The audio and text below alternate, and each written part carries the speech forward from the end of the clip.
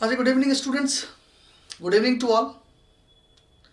देखिए, आज इस क्लास के अंदर हम लोग इलेक्ट्रोकेमिस्ट्री स्टार्ट करते हैं और इलेक्ट्रोकेमिस्ट्री को हमें जिस सीक्वेंस में पढ़ना है, सबसे पहले दिमाग में सेट रखिएगा। हम सबसे पहले इलेक्ट्रोलाइसिस को कवर करेंगे, उसके बाद फिर हम लोग कंडक्टेंस पूरा पार्ट कवर करेंगे और उसके बाद में फाइनली हम लोग सेल को पढ़ेंगे और देन पोलरोग्राफी। क्लियर? इस तरीके से हम लोग पूरी इलेक्ट्रोकेमिस्ट्री को कवर करेंगे। देखिए, एक बहुत ही इंपॉर्टेंट टॉपिक कंपटीशन के पर्पज से, ठीक है, और एक अच्छा वेटेज कंपटीशन में इस क्लास के इस टॉपिक से मिलता है हम लोगों को, राइट। तो हम सबसे पहले इलेक्ट्रोकेमिस्ट्री के अंदर बात करेंगे, सबसे पहले इलेक्ट्रोलाइसिस की। लेकिन उससे पहले हम बात करें इलेक्ट्रोकेमिस्ट्री क्या है। तो ये कहा जाता है कि एक branch of chemistry which deals with the relationship in between the electrical energy and chemical energy and how one can be converted into another is called electrochemistry। यानी इलेक्ट्रोकेमिस्ट्री केमिस्ट्री की वो ब्रांच है जिसमें हम लोग electrical energy and chemical energy में relationship की बात करते हैं और कैसे एक एनर्जी को दूसरी एनर्जी के अंदर कन्वर्ट किया जा सकता है, हम इसकी बात करते हैं। ऐसी ब्रांच ऑफ केमिस्ट्री क्या कहलाती है? इलेक्ट्रोकेमिस्ट्री। ठीक है, तो हम क्या कह सकते हैं इसके अंदर? इट इज द, क्या लिख सकते हैं हम लोग? It is the branch of chemistry, it is the branch of chemistry, it is the branch of chemistry which deals with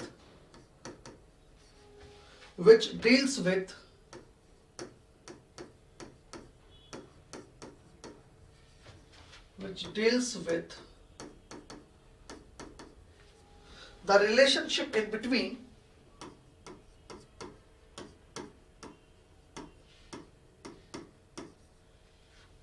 which deals with the relationship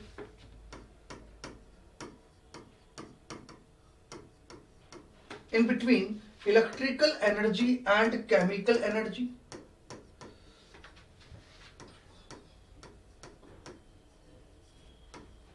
electrical energy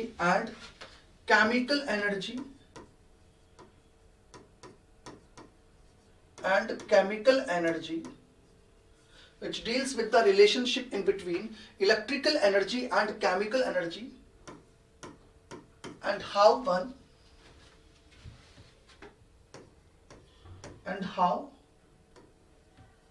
one can be converted into other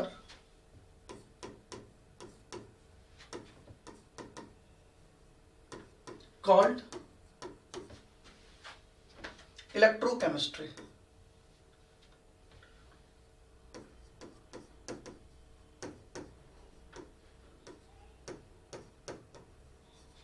called electrochemistry। ठीक है, तो इसको कह देता हूं branch of chemistry. तो इसका मतलब ये हो गया कि एक प्रकार की एनर्जी तो हो गई इलेक्ट्रिकल एनर्जी, ठीक है, और एक एनर्जी हो गई chemical energy. Electrical energy and chemical energy. तो एक तो हम चर्चा करेंगे दोनों के बीच में रिलेशनशिप की। दोनों के बीच में हम किसकी चर्चा कर रहे हैं? रिलेशन की। कि दोनों के बीच में एक तो रिलेशनशिप क्या है ये बताएं और कैसे ये दोनों एक दूसरे के अंदर इंटर कन्वर्ट हो रही है, इसके बारे में बताएं।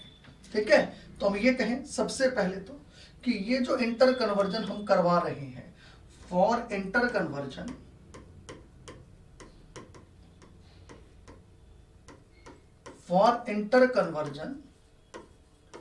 We need a device.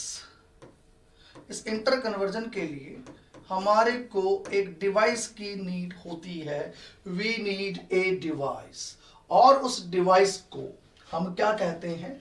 For inter conversion we need a device called, और उस डिवाइस को हम लोग क्या बोल देते हैं? Called cell. पर इस इंटर कन्वर्जन के लिए जस्ट डिवाइड की हमारे को रिक्वायरमेंट होती है, उसको हम क्या बोल देते हैं, सेल। अब बात करते हैं ये सेल कितने टाइप के होते हैं। जब मैं सेल की बात करता हूं तो ये सेल दो टाइप के बोले जाते हैं। एक बोला जाता है इलेक्ट्रोलाइटिक सेल और एक बोला जाता है इलेक्ट्रो या गैल्वेनिक सेल। तो एक तो होता है इलेक्ट्रोलाइटिक सेल,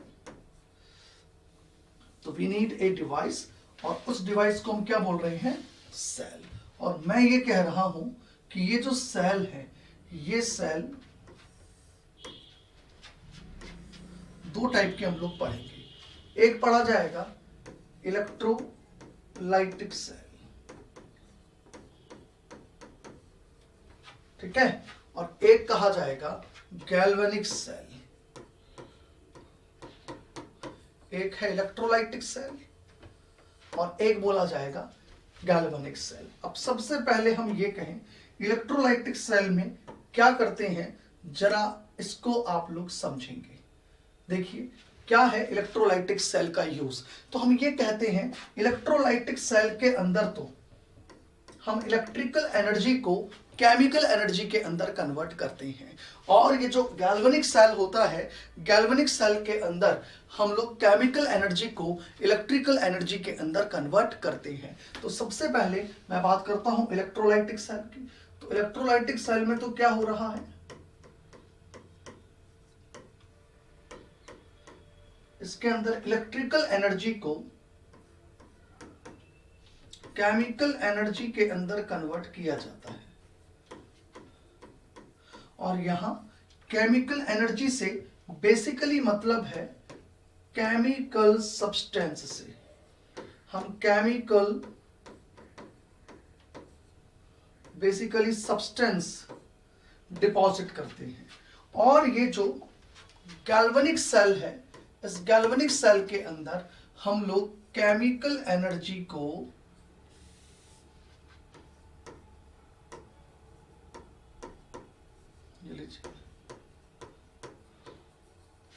केमिकल एनर्जी को हम इलेक्ट्रिकल एनर्जी के अंदर कन्वर्ट करते हैं।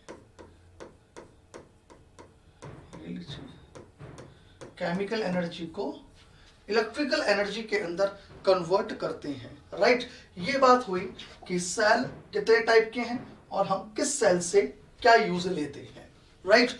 तो आपने देखा एक ऐसी केमिस्ट्री की branch which deals with the relationship in between the electrical energy and chemical energy and how one can be converted into another, इससे जो डीलिंग करे वो ब्रांच ऑफ केमिस्ट्री क्या कहलाती है, इलेक्ट्रोकेमिस्ट्री। अब जब भी कभी हमें इन दोनों प्रकार के एनर्जीज में इंटर कन्वर्जेंस करने होते हैं तो इस पर्पस के लिए हमें एक डिवाइस की जरूरत पड़ती है, और उस डिवाइस को हम क्या कहते हैं, सेल। अब ये सेल दो प्रकार के हम लोगों ने कहा होते हैं, एक इलेक्ट्रोलाइटिक सेल और एक गैल्वेनिक सेल। अगर मैं इलेक्ट्रोलाइटिक सेल की बात करूं तो ये सेल इलेक्ट्रिकल एनर्जी को केमिकल एनर्जी में कन्वर्ट करता है, और गैल्वेनिक सेल केमिकल एनर्जी को इलेक्ट्रिकल एनर्जी के अंदर कन्वर्ट करता है। ये मैंने एक इंट्रोडक्शन लिया इलेक्ट्रोकेमिस्ट्री के अंदर शुरुआत में। अब मुझे जो सबसे पहले आप लोगों से डिस्कस करना है इस क्लास के अंदर आज, वो डिस्कस करना इलेक्ट्रोलाइसिस, यानी हम सबसे पहला टॉपिक इलेक्ट्रोकेमिस्ट्री का जो लेंगे दैट इज द इलेक्ट्रोलाइसिस। तो आप सभी लोग हेडिंग डालिएगा इलेक्ट्रोलाइसिस, इलेक्ट्रोलाइसिस।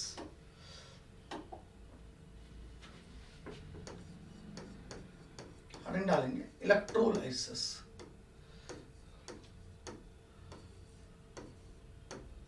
देखिए इलेक्ट्रोलाइसिस क्या होता है, फर्स्ट ऑफ ऑल इसे समझो।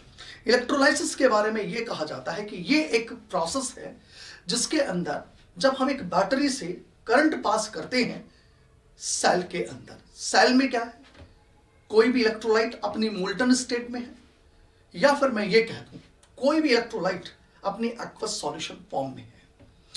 तो जब भी कभी एक करंट पास होता है बैटरी के द्वारा सॉल्यूशन ऑफ इलेक्ट्रोलाइट में, या मैं कह दूं अपनी उसकी मोल्टन स्टेट में, तो फिर इलेक्ट्रोड्स के ऊपर, एनोड और कैथोड के ऊपर कुछ केमिकल सब्सटेंस डिपॉजिट होते हैं by oxidation and reduction respectively. ये प्रोसेस क्या कहलाता है, इलेक्ट्रोलाइसिस। तो इलेक्ट्रोलाइसिस क्या हो गया, it is a process in which when current is passed through molten or aqueous state of electrolyte. Then products are formed at anode and cathode by oxidation and reduction respectively. इस process को हम क्या बोलते हैं? Electrolysis. और ये process होता कहाँ है? ऑब्वियसली इलेक्ट्रोलाइटिक सेल में.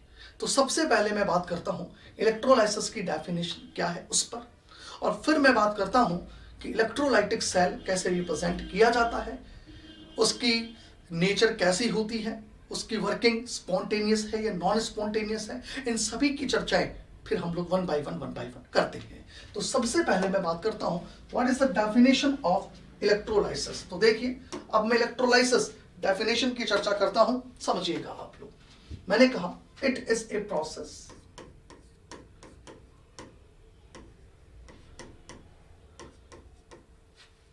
in which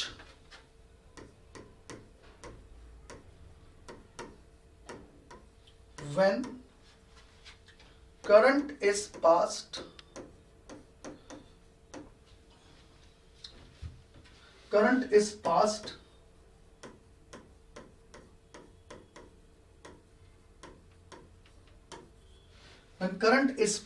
through electrolyte,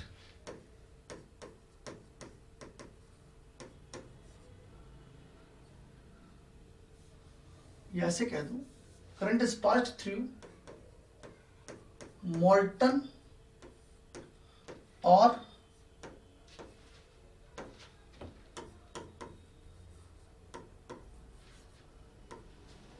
aqueous state of electrolyte,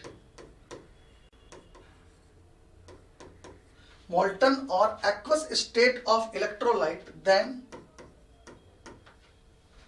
products are formed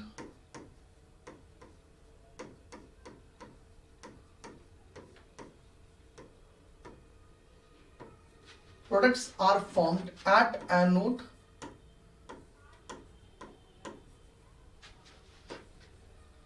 and cathode by oxidation and reduction respectively. Oxidation and reduction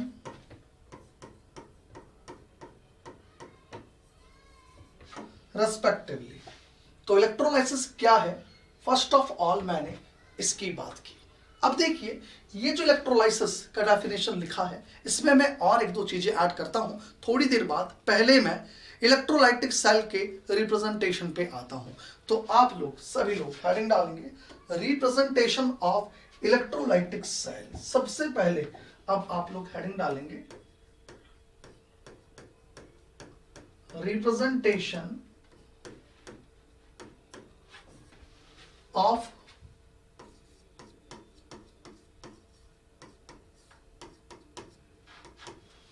electrolytic cell.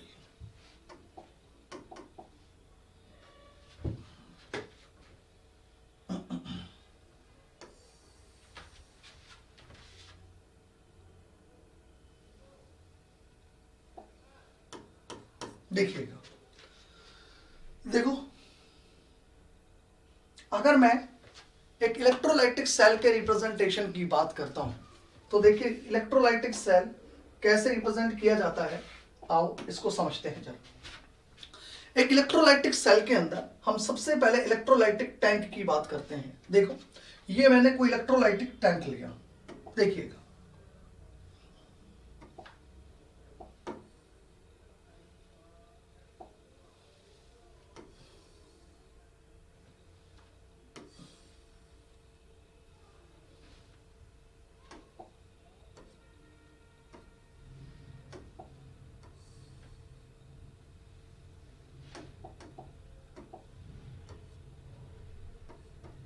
देखिए, और उसके बाद में मैंने कहा इस इलेक्ट्रोलाइटिक टैंक के अंदर दो इलेक्ट्रोड्स प्रेजेंट हैं. ये लीजिए,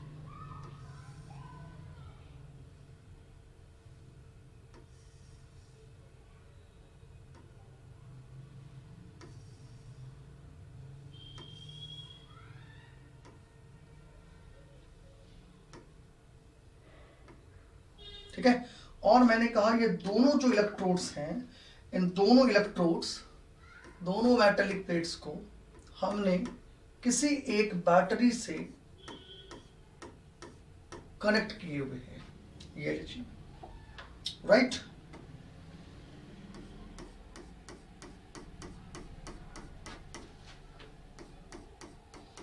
बैटरी के पॉजिटिव टर्मिनल से हमने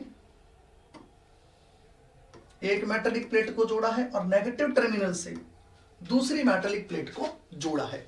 एक मेटालिक प्लेट को मैंने पॉजिटिव टर्मिनल से जोड़ा है और एक मेटालिक प्लेट को मैंने नेगेटिव टर्मिनल से जोड़ रखा है। क्लियर? अब देखिए मैं क्या कह रहा हूं। मैंने कहा ये एक मेटालिक प्लेट है,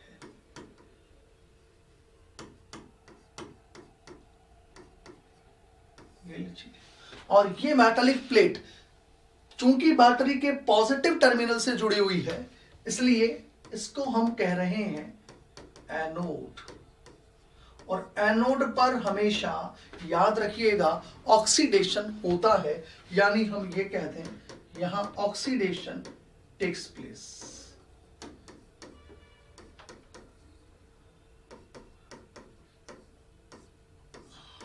क्लियर? आगे की बात करता हूं मैं। अब यहां पर ये जो मेटालिक प्लेट है, ये मेटालिक प्लेट बैटरी के नेगेटिव टर्मिनल से जुड़ी हुई है। क्लियर? तो इसीलिए इस मेटालिक प्लेट को हम कैथोड कहेंगे, और कैथोड पे हमेशा हम ये कहते हैं रिडक्शन होता है, यानी कह दो रिडक्शन टेक्स प्लेस। करेक्ट? अब हम ये कहते हैं ये जो मेटालिक प्लेट्स जिस टैंक में प्रेजेंट है, याद रहे ये टैंक क्या कहलाता है? It is called electrolytic tank. इसे हम क्या बोलते हैं? इसे हम इलेक्ट्रोलाइटिक टैंक बोलते हैं।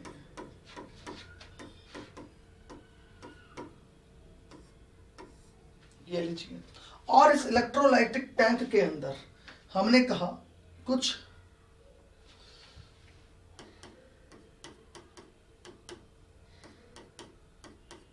इलेक्ट्रोलाइट प्रेजेंट है, ये लीजिए, और हम ये कह रहे हैं कि या तो ये मॉल्टन स्टेट है इलेक्ट्रोलाइट की, या फिर इलेक्ट्रोलाइट का एक्वस सॉल्यूशन प्रेजेंट है।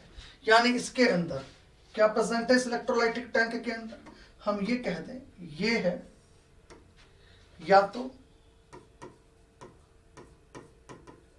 मोल्टन इलेक्ट्रोलाइट है, मोल्टन स्टेट ऑफ इलेक्ट्रोलाइट है, या तो ये मोल्टन स्टेट ऑफ इलेक्ट्रोलाइट, या तो ये है। ठीक है? और या फिर हम ये कहते हैं कि ये एक्वस सॉल्यूशन ऑफ इलेक्ट्रोलाइट है, या फिर ये एक्वस सॉल्यूशन ऑफ इलेक्ट्रोलाइट है।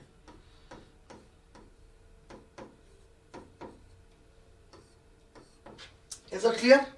बात समझ में आ गई यहां तक आप लोगों के? अब मैं ये कह रहा हूं इस इलेक्ट्रोलाइट्स के अंदर ऑब्वियसली आयंस प्रेजेंट है। भाई इसके अंदर क्या प्रेजेंट है? आयन से तो प्रेजेंट है। अब इनके अंदर प्रेजेंट जो कैटायन है और जो एनायन है, इनमें से एनायन तो एनोड की तरफ जाता है और कैटायन कैथोड की तरफ जाता है। इसका मतलब ये जो आयंस हैं ये पास होते हैं, ये मूव करते हैं ऑपोजिटली चार्ज इलेक्ट्रोड्स की तरफ। एनायन एनोड की तरफ जाता है, यानी पॉजिटिव चार्ज मेटालिक प्लेट की तरफ जाता है, और cation negative charge metallic plate की तरफ जाता है। और जब ये आयंस इस प्लेट की तरफ मूव करते हैं, इन इलेक्ट्रोड्स की तरफ मूव करते हैं, यानी ऑपोजिटली चार्ज इलेक्ट्रोड्स की ओर जब ये आयंस मूव करते हैं, तो because of such type of movement, इस मूवमेंट के कारण इस सॉल्यूशन के अंदर एक करंट पास होता है। उस करंट को हम इलेक्ट्रोलाइटिक करंट या इलेक्ट्रोलाइटिक कंडक्शन कह देते हैं। तो हम ये कह दें because of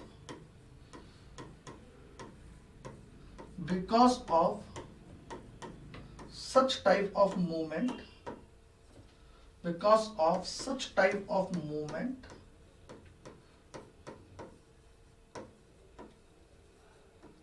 current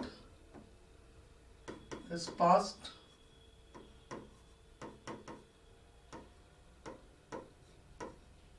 through solution। और इस करंट को हम क्या बोलते हैं? कॉल्ड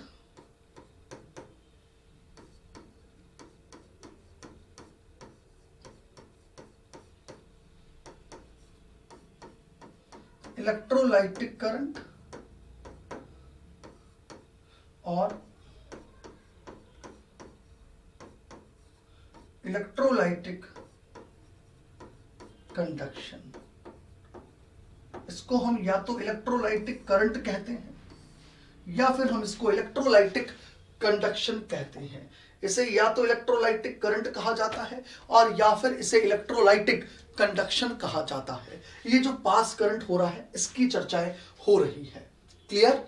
तो एक इलेक्ट्रोलाइटिक सेल का रिप्रेजेंटेशन क्या है ये मैंने आपको बता दिया है। एक इलेक्ट्रोलाइटिक टैंक है, इसके अंदर या तो मोल्टन स्टेट ऑफ इलेक्ट्रोलाइट या aqueous solution of electrolyte present है और इसमें दो मेटालिक प्लेट्स डिप हैं। एक को बैटरी के पॉजिटिव टर्मिनल से, एक को नेगेटिव टर्मिनल से जोड़ा है। जिसको पॉजिटिव टर्मिनल से जोड़ा है उसे एनोड कहते हैं, उस पर ऑक्सीडेशन होता है। जिसको नेगेटिव टर्मिनल से जोड़ा है उसे कैथोड कहते हैं, उस पर रिडक्शन होता है। और यहाँ इस सॉल्यूशन के अंदर जो इलेक्ट्रोलाइट प्रेजेंट है या जो भी मोल्टन इलेक्ट्रोलाइट है उनके जो आयंस होते हैं एनायन और कैटायन, ये हमेशा ऑपोजिटली चार्ज इलेक्ट्रोड्स की तरफ मूव करते हैं और इस मूवमेंट से सॉल्यूशन के अंदर करंट पास होता है जिसे हम इलेक्ट्रोलाइटिक करंट या इलेक्ट्रोलाइटिक कंडक्शन के नाम से जानते हैं। आई थिंक यहां तक मेरी हर बात आप लोगों के समझ में आ गई होगी। क्लियर? अब मैं बात करता हूं यहां पर दूसरी चीज की। देखिए, जब भी कभी हम इलेक्ट्रोलाइसिस की बात करते हैं तो ध्यान रखना ये इलेक्ट्रोलाइसिस या ये इलेक्ट्रोलाइटिक सेल ऑब्वियसली वर्क तब ही करेगा जब यहां इसके साथ ये बैटरी कनेक्ट होगी। मेरे कहने का मतलब है जब तक ये बैटरी काम कर रही है तब तक ये सेल काम कर रहा है। अगर ये बैटरी नहीं काम करेगी तो ये सेल भी काम नहीं करेगा, ध्यान रखना। इसलिए कहा जाता है कि ये वर्क तभी करेगा जब एक्सटर्नल सोर्स बैटरी से करंट पास होगा। इसका मतलब यह हुआ कि ये एक नॉन स्पॉन्टेनियस प्रोसेस हुआ। इलेक्ट्रोलाइसिस कैसा प्रोसेस हुआ? नॉन स्पॉन्टेनियस प्रोसेस, क्योंकि एक्सटर्नल सोर्स बैटरी जब तक है जब तक ये वर्क करेगा, अदरवाइज ये वर्क नहीं करेगा। ये ध्यान रखिएगा आप लोग। इसका मतलब मैं क्या कह सकता हूं कि electrolysis is a non spontaneous process. Electrolysis कैसा प्रोसेस है? Non spontaneous process. तो मैं लिख सकता हूं यहां, ये जो इलेक्ट्रोलाइसिस मैंने लिखा था इसके साथ मैं क्या लिख सकता हूं? Electrolysis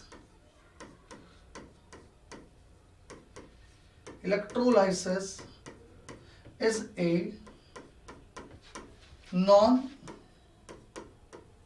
spontaneous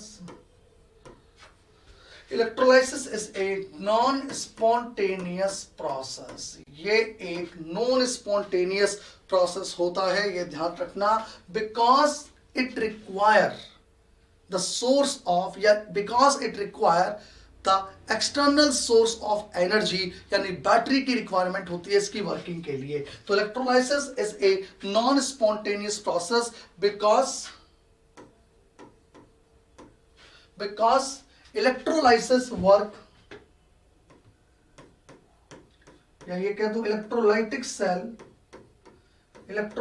cell work by external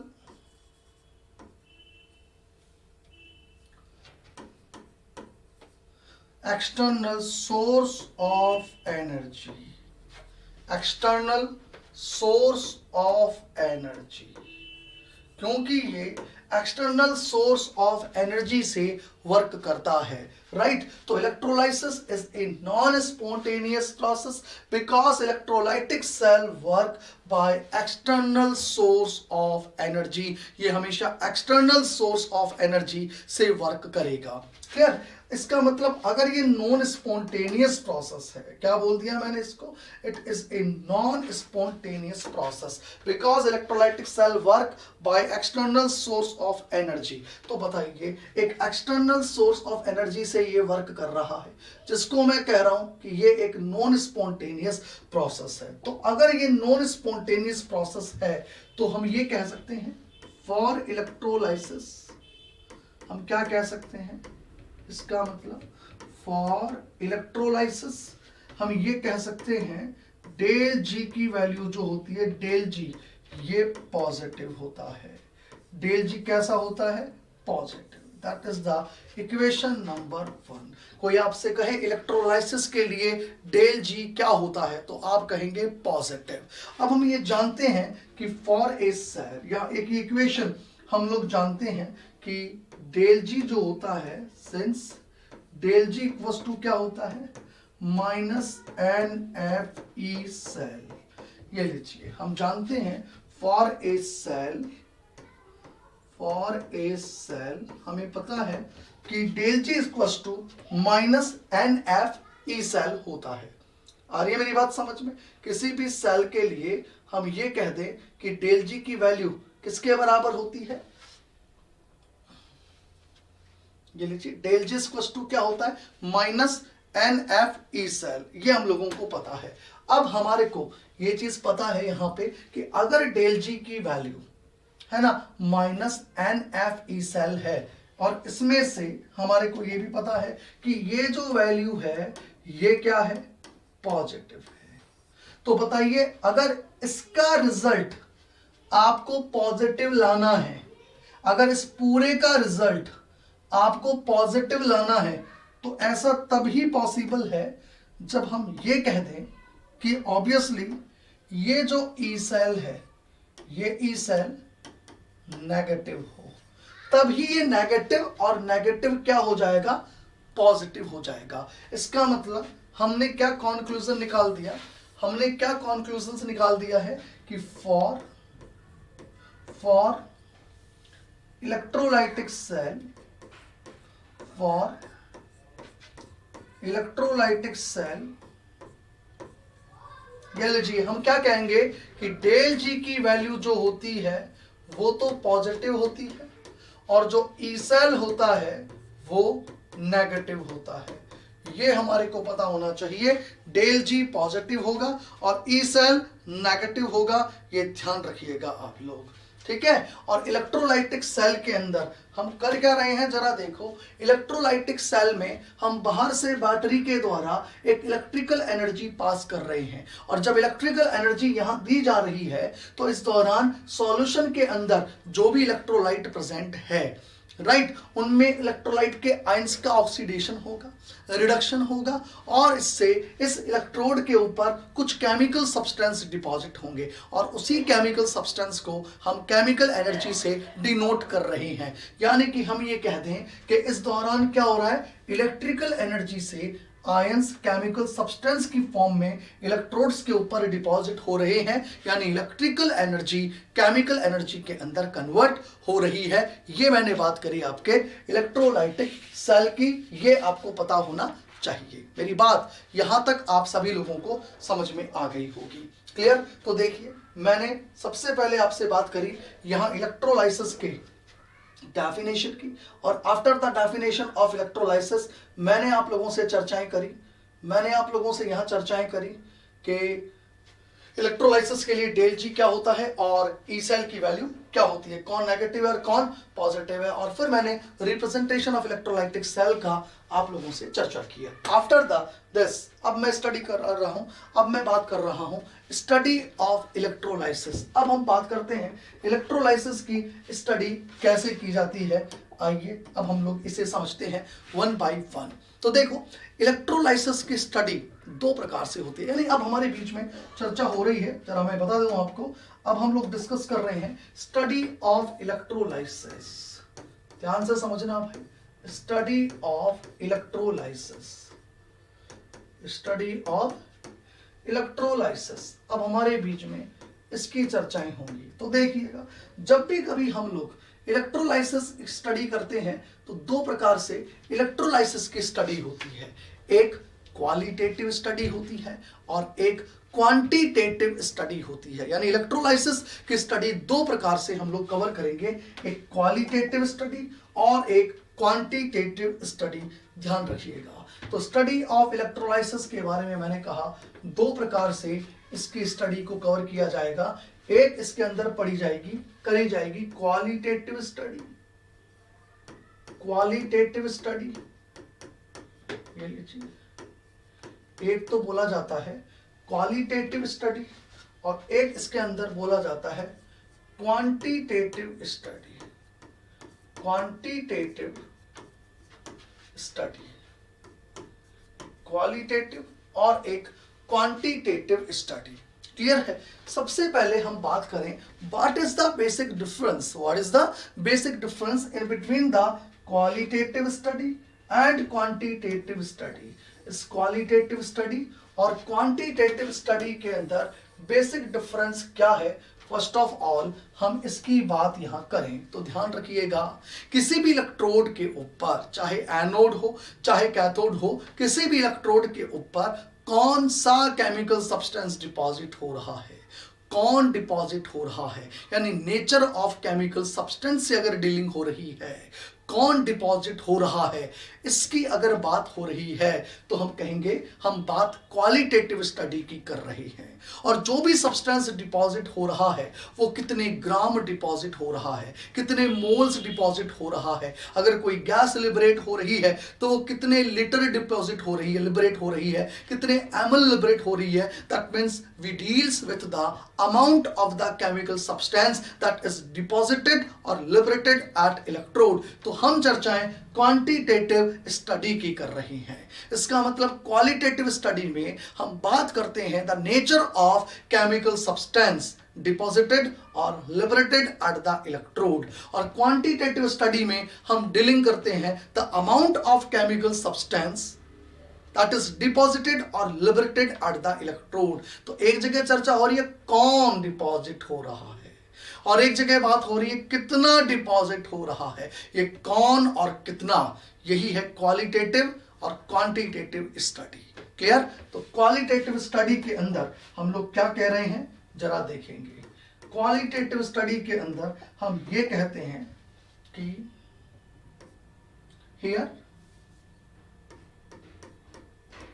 here we deals with the nature of chemical substance, nature of chemical substance, nature of chemical substance deposited or liberated, deposited or liberated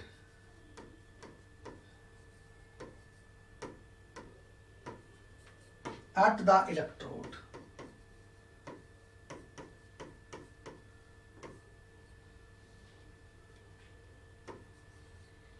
At the electrode, यानी चर्चा किसकी हो रही है, that is the nature of chemical substance की चर्चाएं यहां पर हो रही है। और याद रखिएगा जब भी कभी हम चर्चा क्वालिटेटिव स्टडी की करते हैं, है ना, कौन डिपॉजिट होगा, राइट, तो इसके लिए एक टूल होता है, मतलब हम पता करेंगे ना कि कौन डिपॉजिट हो रहा है, इसका पता हम कैसे करेंगे, इसका एक टूल होता है और उस टूल को कहते हैं हम डिस्चार्ज पोटेंशियल। क्या कहते हैं इस टूल को कहा जाता है डिस्चार्ज पोटेंशियल। ये ध्यान रखिएगा, इस टूल को कहा जाता है डिस्चार्ज पोटेंशियल, राइट। अब मैं बात करता हूं क्वांटिटेटिव स्टडी की। तो देखिए क्वांटिटेटिव स्टडी में क्या हुआ, क्वांटिटेटिव स्टडी के अंदर हम डीलिंग किससे करते हैं, तो कहा जाता है here we deals with the amount of the chemical substance. अब ये अमाउंट ग्राम हो सकता है, ये मोल हो सकता है, ये लीटर हो सकता है, ml हो सकता है, कुछ भी हो सकता है। तो here we deals with the amount of chemical substance deposited और लिबरेटेड एट द इलेक्ट्रोड। तो कहते हैं here we deals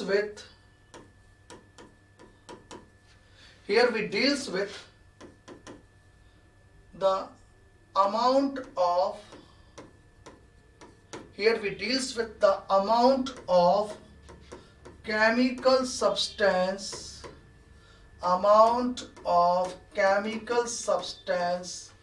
ठीक है। तो बात हो गई अमाउंट की, डिपॉजिटेड और लिबरेटेड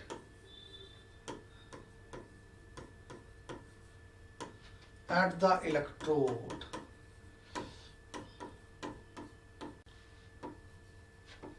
ठीक है भाई।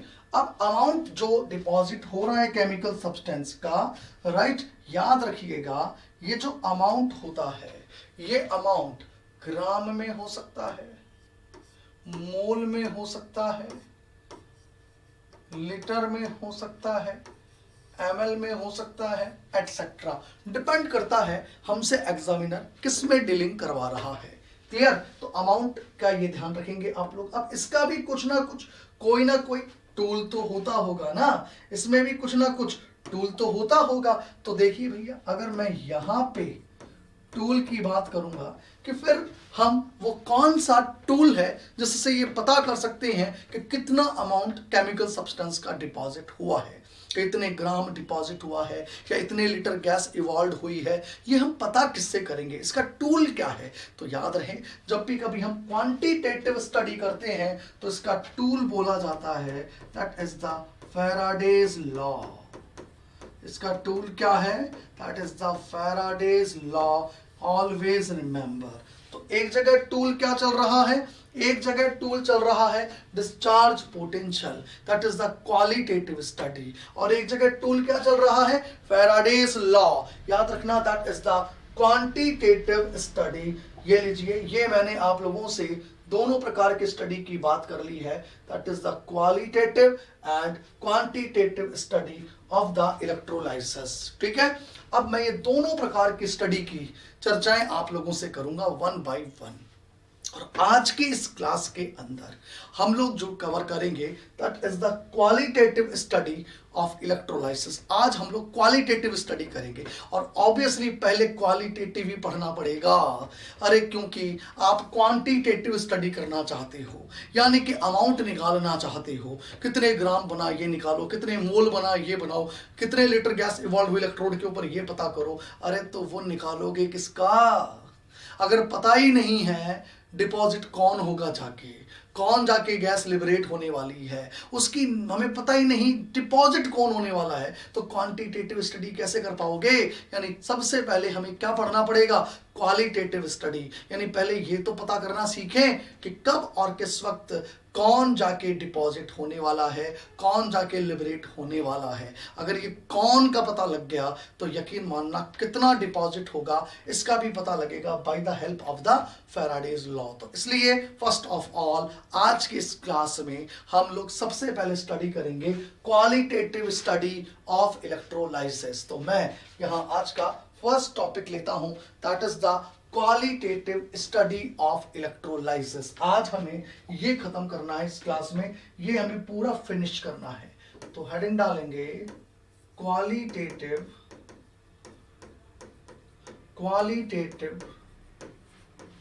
Study of electrolysis. Qualitative study of electrolysis. देखिएगा, जब भी हम क्वालिटेटिव स्टडी की बात करते हैं इलेक्ट्रोलाइसिस के लिए, तो इसमें दो प्रकार के केस देखने को मिलते हैं। सबसे पहले मैं बात करता हूं केस वन की। दो प्रकार के केस की मैं चर्चाएं यहां पे कर रहा हूं। सबसे पहले मैं बात करूंगा केस वन की। ठीक है, देखिए केस वन क्या है, आओ इसको देखते हैं। केस 1 का मतलब है कि मान लेते हैं कि सॉल्यूशन में केवल एक ही प्रकार का कैटायन और एक ही प्रकार का एनायन प्रेजेंट है। क्या कहा मैंने कि सॉल्यूशन के अंदर एक ही प्रकार का कैटायन और एक ही प्रकार का एनायन प्रेजेंट है, तो फिर तो कहीं कोई समस्या ही नहीं है, कहीं कोई परेशानी आएगी नहीं हमारे को, क्योंकि जो भी कैटायन और जो भी एनायन प्रेजेंट है, अरे उन्हीं के ऑक्सीडेशन रिडक्शन होने हैं। एनायन जाएगा एनोड के पास, ऑक्सीडेशन हो जाएगा, कैटायन जाएगा कैथोड के ऊपर और रिडक्शन हो जाएगा, और केमिकल सब्सटेंस इलेक्ट्रोड के ऊपर डिपॉजिट हो जाएंगे। यानी यहां पर काहे की क्वालिटेटिव स्टडी कोई बता दे, पान वाला बता दे, हाँ कोई बता देगा अच्छा ये आयन है क्या, ये चला जाएगा, क्योंकि एक ही आयन है, कोई ऑप्शन ही नहीं है, राइट। तो हम ये कह दे केस 1 क्या हो गया, केस 1 हो गया लेट सॉल्यूशन कंटेन, मान लेते हैं let solution contain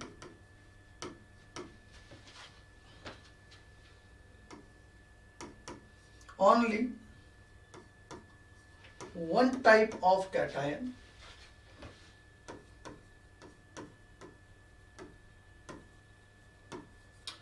only one type of cation and one type of anion, one type of cation and one type of anion। मान लेते हैं कि सॉल्यूशन के पास केवल एक ही प्रकार का कैटायन और एक ही प्रकार का एनायन है, only one type of cation and one type of anion present है। अगर एक ही प्रकार का कैटायन और एक ही प्रकार का एनायन है तो एनोड पर जो भी एनायन है वो चला जाएगा और कैथोड पर जो भी ये कैटायन है वो चला जाएगा और इनके ऑक्सीडेशन एंड रिडक्शन हो जाएंगे रेस्पेक्टिवली। तो मैं ये कह दूं फर्स्ट ऑफ ऑल हम चर्चा करते हैं रिएक्शन एट एनोड। हम सबसे पहले चर्चा किसकी करेंगे, रिएक्शन एट एनोड। ये लीजिए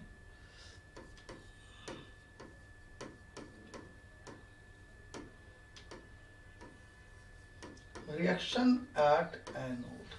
फर्स्ट ऑफ ऑल एनोड पे चर्चा करते हैं। तो एनोड पर क्या कहेंगे, here oxidation takes place, simple ये लिखेंगे हियर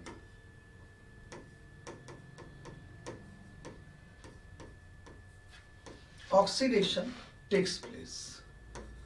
ये लीजिए कहीं कोई दिक्कत है ही नहीं, क्लियर। अब जब भी कभी यहां ऑक्सीडेशन होगा तो देखिए हम उसको रिप्रेजेंट कैसे करेंगे, जरा हम देख लें।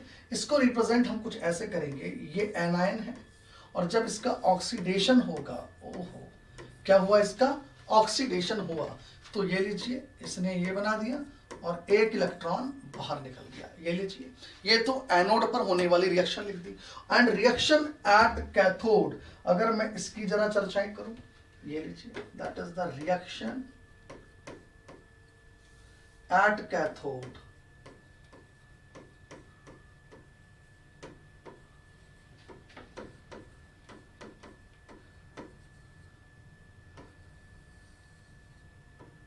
ये लीजिए तो रिएक्शन एट कैथोड में क्या लिखूंगा, हियर क्या होता है रिडक्शन, तो हियर रिडक्शन टेक्स प्लेस, यहां पे रिडक्शन हो जाएगा। और जब भी कभी रिडक्शन होगा तो देखिएगा हम उसको कैसे रिप्रेजेंट करेंगे, आओ जरा इसको समझ लें। इस दौरान हम ये कहेंगे ये कैटायन है दैट इज द C+, और इसने एक इलेक्ट्रॉन ले लिया, ये लीजिए, और एक इलेक्ट्रॉन लेके जैसे इसने एक इलेक्ट्रॉन लिया इस कैटायन ने, और ये जाके केमिकल सब्सटेंस डिपॉजिट हो जाएगा, ये लीजिए। इस प्रकार से हम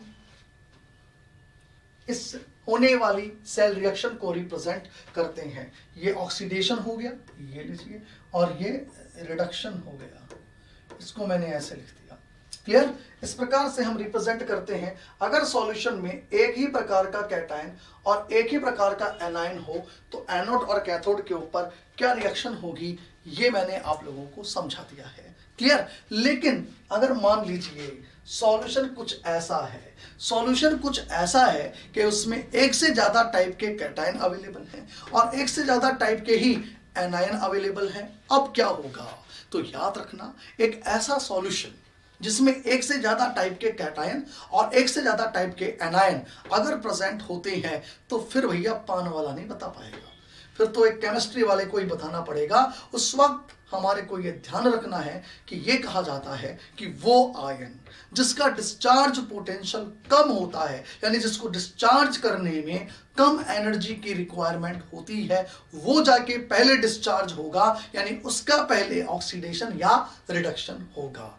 तो बताइए मैंने क्या बोला, केस 2, ये था केस 1, मैंने कहा केस 2 क्या बन गया बेसिकली। देखो अब मैं बात करता हूं केस 2 की। देखो केस 2 क्या कहा मैंने कि मान लेते हैं कि सॉल्यूशन में एक से ज्यादा टाइप के कैटायन एंड एक से ज्यादा टाइप के एनायंस अवेलेबल हैं। ऐसी स्थिति में वो आयन जिसका डिस्चार्ज पोटेंशियल कम होता है वो पहले जाके डिस्चार्ज होता है। Now what is the meaning of the discharge, इस डिस्चार्ज में ऑक्सीडेशन भी आ गया, इस डिस्चार्ज में रिडक्शन भी आ गया। कैटायन है रिडक्शन हो जाएगा, एनायन है ऑक्सीडेशन हो जाएगा, यानी उस आयन का पहले डिस्चार्ज होगा जिसका डिस्चार्ज पोटेंशियल कम होगा। तो हम कहेंगे केस 2 के अंदर हमने कहा let solution contain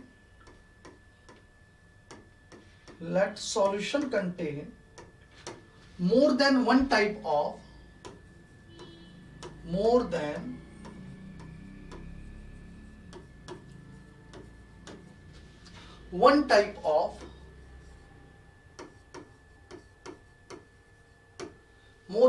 type of cation and anion, more than one type of cation and anion। मान लेते हैं कि सॉल्यूशन के अंदर एक से ज्यादा टाइप के कैटायन एंड एनायन प्रेजेंट हैं, ठीक है। ऐसे स्थिति में हम क्या कहते हैं, आओ इसको समझते हैं, राइट। हम कहते हैं here the ion having less discharge potential,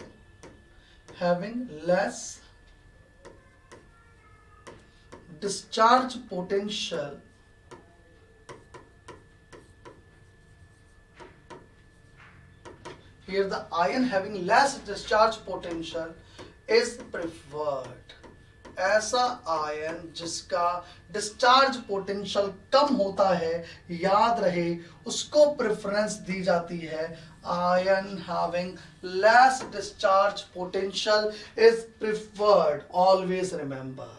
यानी कि कुल मिला के कहानी किसके इर्द गिर्द घूम रही है, कहानी डिस्चार्ज पोटेंशियल के इर्द गिर्द घूम रही है। बिकॉज हमने ये कह दिया है कि वो आयन जिसका डिस्चार्ज पोटेंशियल कम होता है उसको प्रेफरेंस दी जाती है। The ion having less discharge potential is preferred. वो आयन जिसका डिस्चार्ज पोटेंशियल कम है उसको प्रेफरेंस दी जाएगी। इसका मतलब अब हमारे को क्या आना चाहिए कि आयंस का डिस्चार्ज पोटेंशियल का ऑर्डर क्या होगा। यानी जिस डिस्चार्ज पोटेंशियल की चर्चाएं हम यहां पर कर रहे हैं कि ion having less discharge potential is preferred, उन आयंस का डिस्चार्ज पोटेंशियल का ऑर्डर क्या होगा, हमारे को ये आना चाहिए। क्लियर। अब डिस्चार्ज पोटेंशियल कैटायंस का भी होता है, डिस्चार्ज पोटेंशियल एनायंस का भी होता है, तो हमारे को कैटायंस के भी डिस्चार्ज पोटेंशियल का ऑर्डर पता होना चाहिए और हमारे को एनायंस के भी डिस्चार्ज पोटेंशियल का ऑर्डर पता होना चाहिए। तभी हमारा ये केस सॉल्व होगा जिसमें एक ऐसा सॉल्यूशन गिवन है जिसमें एक से ज्यादा टाइप के कैटायन और एक से ज्यादा टाइप के एनायन प्रेजेंट है, राइट। तो अब मैं यहां पर ये तो लिख चुका हूं, then the ions having less discharge potential is preferred. अब हमारे को क्या आना चाहिए, अब हमें पता होना चाहिए what is the correct order of discharge potential for cation as well as anion. तो मैं सबसे पहले बात करता हूं the order of discharge potential. देखो भाई अब हमारे बीच में चर्चाएं होंगी।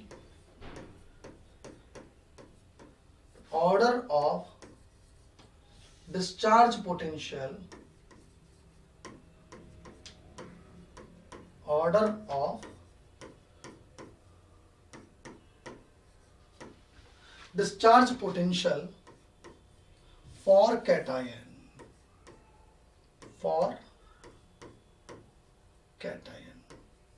मैं सबसे पहले इसकी बात करता हूं। देखिए कैटायंस के लिए डिस्चार्ज पोटेंशियल का एक ऑर्डर होता है, और वो ऑर्डर क्या है, आओ हम सबसे पहले उसकी बात करते हैं। ये ऑर्डर है सबसे ज्यादा डिस्चार्ज पोटेंशियल पोटेशियम का, देन सोडियम, देन कैल्शियम +2,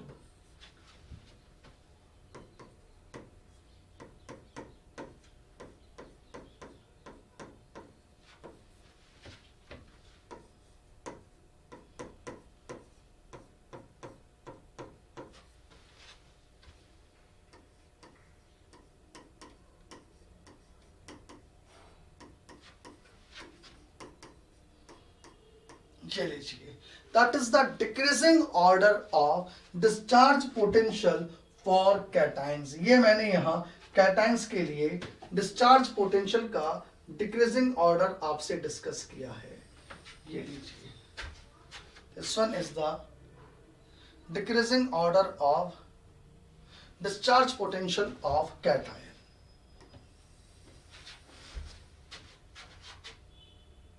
ये लीजिए, ये हमारे को पता रखना चाहिए, that is the decreasing order of discharge potential for cation. ठीक है, अब देखिए भैया, ये जो ऑर्डर मैंने लिखा है that is the decreasing order of discharge potential for cation. याद रहे, इस ऑर्डर को याद करने का एक तरीका है। अब इसको याद करेंगे कैसे, वो देखो भैया, इस कोड को याद रखना। आप तो इस कोड को याद रखना जो मैं आपको बोल रहा हूं कि कन्या से ना कार मांगो, अल्लाह जानता है क्यों आज आए। देखो कैसे करा, कन्या से ना कार मांगो, अल्लाह जानता है क्यों आज आए।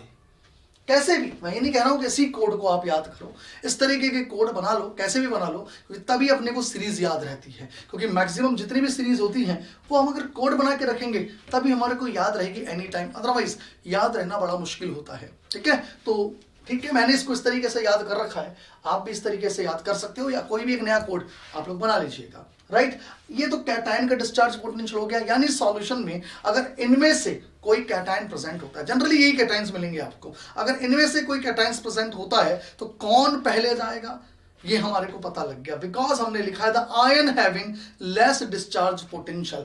इधर वाला हाई डिस्चार्ज पोटेंशियल रखता है और इधर वाला लेस लीस्ट डिस्चार्ज पोटेंशियल रखता है। ये मैंने decreasing order of discharge potential for cation लिखा है। ठीक है, अब मैं order of discharge potential for anion की चर्चा करता हूं। आओ इसको भी हम लोग समझ लेते हैं। तो अब आप लोग हेडिंग डालेंगे, order of discharge potential, order of discharge potential for anion,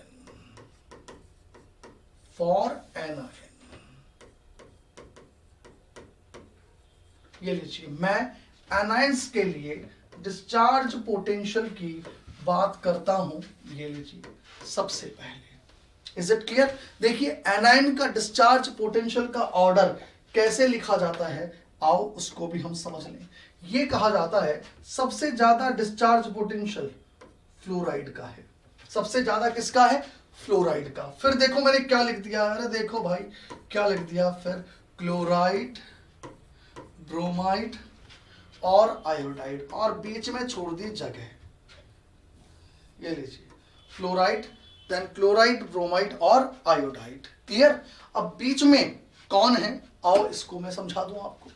बीच में देखो मैंने क्या लिखा है, बीच में आएंगे, लीजिए ये बीच में वाले लिख दिए, एक तो आएगा सल्फेट, एक आएगा नाइट्रेट और एक आएगा OH-। देखो बीच में मैंने ऑक्सीजन कंटेनिंग लिखे हैं, और याद इस तरीके से रखना, डिक्रीजिंग ऑर्डर ऑफ ऑक्सीजन, सबसे ज्यादा वाला ऑक्सीजन, फिर उससे कम ऑक्सीजन, फिर सबसे कम ऑक्सीजन। ये मैंने यहां डिस्चार्ज पोटेंशियल किसका लिख दिया, एनायंस का डिक्रीजिंग ऑर्डर में। ये लीजिए, ये आपको पता होना चाहिए, that is the decreasing order of discharge potential for anion. आपको ये पता होना चाहिए, ये ऑन टिप्स रहना चाहिए आप लोगों का, ये ध्यान रखिएगा आप लोग। क्लियर भाई? राइट। तो order of discharge potential for anion बता दिया है, order for discharge potential anion भी मैंने आप लोगों को बता दिया है। Is it clear? अब कभी कई जगह ये ऑर्डर फॉलो नहीं होता, केस चेंज कर देता है, थोड़ी कंडीशंस डाल देता है, तो फिर डिस्चार्ज पोटेंशियल का ऑर्डर कुछ और हम लोगों को मिलता है। फॉर एग्जाम्पल अगर मान लीजिए वो लिख देता है for very dilute solution of NaCl, उसने NaCl का बहुत ही डाइल्यूट सॉल्यूशन लिया है। अब हम क्या करेंगे? तो मैंने लिखा, अब इसके अंदर कुछ एक्सेप्शंस भी हैं, उनको जरा हम लोग समझ लेते हैं। जनरल ऑर्डर आपके सामने है कैटायन और एनायन के डिस्चार्ज पोटेंशियल के लिए, लेकिन अब जो मैं लिख रहा हूं अगर वैसा लिखा हुआ दिखे तो फिर आपको क्या करना है वो समझ लो जरा। अगर आपको लिखा है for very dilute solution, very dilute solution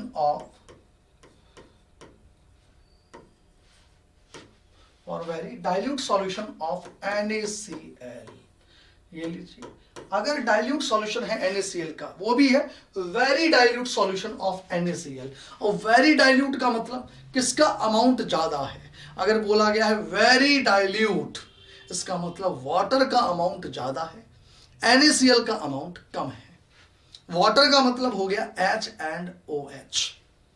तो वेरी डाइल्यूट सॉल्यूशन के अंदर हम चर्चाएं कर रहे हैं NaCl, है ना। NaCl के साथ मैंने लिया है वेरी डाइल्यूट सॉल्यूशन NaCl का, ये मैंने लिया है यहां। अब इसमें आपको क्या करना है, आओ इसको मैं आपको बता दूं। अगर आप जनरल ऑर्डर देखें तो क्लोराइड का डिस्चार्ज पोटेंशियल कम है, OH माइनस आयन का ज्यादा है। डिस्चार्ज पोटेंशियल क्लोराइड का कम है, OH माइनस का ज्यादा है। लेकिन जैसे ही वेरी डाइल्यूट सॉल्यूशन NaCl का लिया जाता है तो अब OH माइनस और Cl माइनस में से, याद रखिएगा, अब OH माइनस और Cl माइनस में से OH माइनस का डिस्चार्ज पोटेंशियल कम होता है, Cl माइनस का ज्यादा होता है। अगर जनरल बात करते हैं क्लोराइड का कम है, लेकिन वो शर्त डाल दे very dilute solution of NaCl, तो वाटर का अमाउंट बढ़ जाता है और इससे उसका डिस्चार्ज पोटेंशियल कम हो जाएगा। याद रखिएगा OH माइनस का डिस्चार्ज पोटेंशियल क्लोराइड से कम कहा जाता है। सबसे पहले आपको ये पता होना चाहिए। आओ अब इसके अंदर में एक चीज और आपसे डिस्कस कर लो। देखो अब मैं आता हूं नोट 2 पे। चलो नोट में दूसरा नोट देखो। अगर हमारे को दिया गया है कंसंट्रेट H2SO4, यानी कि H2SO4 का अमाउंट बहुत ही ज्यादा है, तो for concentrate H2SO4 solution, for concentrate H2SO4 solution, देखिए कंसंट्रेट H2SO4 सॉल्यूशन के लिए समझना आप लोग, कंसंट्रेट H2SO4 में एक तो H2SO4 है और एक वाटर है। वाटर मतलब H&OH। अब कंसंट्रेट H2SO4 में ज्यादा कौन? कंसंट्रेट H2SO4 में ज्यादा H2SO4 होगा। कंसंट्रेट H2SO4 में ज्यादा कौन होगा? H2SO4 ज्यादा होगा। और मैंने आपको अभी क्या बोला? जिसका अमाउंट ज्यादा है, अरे जिसका अमाउंट ज्यादा है उसका डिस्चार्ज पोटेंशियल कम कर दो इन सभी प्रकार के केसेस के अंदर। तो कंसंट्रेट H2SO4 में वाटर तो कम रह गया और H2SO4 ज्यादा है, तो अब डिस्चार्ज पोटेंशियल अगर मैं सल्फेट के लिए और OH माइनस के लिए लूं तो हम ये जानते हैं कि जनरली OH माइनस का डिस्चार्ज पोटेंशियल कम है और सल्फेट का ज्यादा है। लेकिन जब कंसंट्रेट H2SO4 लिया जाता है तो याद रहे सल्फेट का डिस्चार्ज पोटेंशियल कम होगा और OH माइनस आयन का ज्यादा होगा। ये लीजिए, ये मैंने नोट 2 कह दिया। अब मैं आता हूं नोट 3 पे। देखो अब मैं 3 पे आता हूं। देखो भैया कुछ नहीं है 3 के अंदर, जरा ध्यान से समझ लो। अगर हमारे को बिल्कुल इसी प्रकार से फॉर कंसंट्रेट सॉल्यूशन या कंसंट्रेट H2SO4 लिया है, कंसंट्रेट M2SO4 सॉल्यूशन, ये लीजिए, राइट। तो कंसंट्रेट M2SO4 का मतलब कोई सल्फेट्स है, कोई सॉल्ट है जिनका कंसंट्रेट सॉल्यूशन लिया गया है। तो याद रखना ऐसी स्थिति में जब ये M2SO4 के कंसंट्रेट सॉल्यूशंस लिए गए हैं तो यहां पर भी कंपैरिजन किसका होगा, कंसंट्रेट है तो सल्फेट भी है और वाटर बहुत कम है, ये भी है। तो कंसंट्रेट M2SO4 में ज्यादा कौन, कंसंट्रेट M2SO4 में फिर से हम कह देंगे ज्यादा सल्फेट है। ज्यादा कौन है, ये सॉल्ट है। और अगर ये ज्यादा है तो जो ज्यादा है उसका डिस्चार्ज पोटेंशियल कम रख दो, यानी कि मैं इसका डिस्चार्ज पोटेंशियल कम रखूंगा। ये लीजिए, फॉर कंसंट्रेट M2SO4 सॉल्यूशन, फिर से सल्फेट का डिस्चार्ज पोटेंशियल OH माइनस के डिस्चार्ज पोटेंशियल से कम होता है, ये आप लोग ध्यान रखिएगा। क्लियर। तो मैं साथ में ये 3 नोट की भी चर्चाएं हमेशा रखूंगा, राइट। कोई भी सवाल अगर बनता है तो हो सकता है वो इसके ऊपर बन जाए, सीधा सा केस इस पे बन जाए, और अगर इस पे नहीं बनेगा तो नॉर्मल हम ये कह दें या तो कैटायन और एनायन वेरी करके दे दिया जाएगा, राइट। और हम लोगों से ये पूछ लिया जाएगा, बताइए कौन डिस्चार्ज पहले होता है और कौन डिस्चार्ज बाद में होता है। चलिए फटाफट यहां तक उतारेंगे आप लोग। अब देखिएगा, डिस्चार्ज पोटेंशियल का ऑर्डर तो हम लोगों ने देख लिया आयंस के लिए, चाहे वो कैटायन हो चाहे वो एनायन हो। अब मैं पहले आपसे डिस्कस करता हूं इलेक्ट्रोड्स के टाइप, यानी इलेक्ट्रोड्स कितने टाइप के होते हैं। 2 प्रकार के इलेक्ट्रोड्स हम लोग पढ़ते हैं, एक बोला जाता है इनर्ट इलेक्ट्रोड और एक बोला जाता है एक्टिव इलेक्ट्रोड। तो देखिएगा 2 प्रकार के इलेक्ट्रोड्स की हम लोग चर्चाएं करेंगे, एक बोला जाएगा इनर्ट इलेक्ट्रोड और एक बोला जाएगा एक्टिव इलेक्ट्रोड। तो आप लोग हेडिंग डालिएगा टाइप ऑफ इलेक्ट्रोड्स। देखिए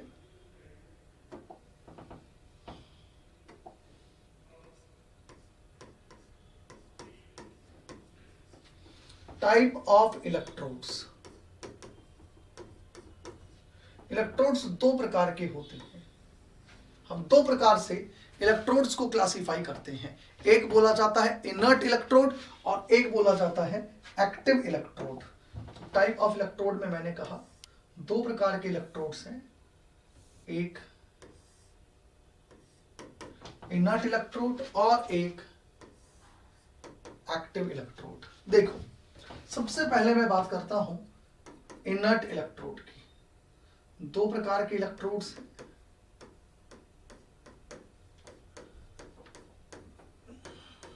इनर्ट इलेक्ट्रोड और एक एक्टिव इलेक्ट्रोड।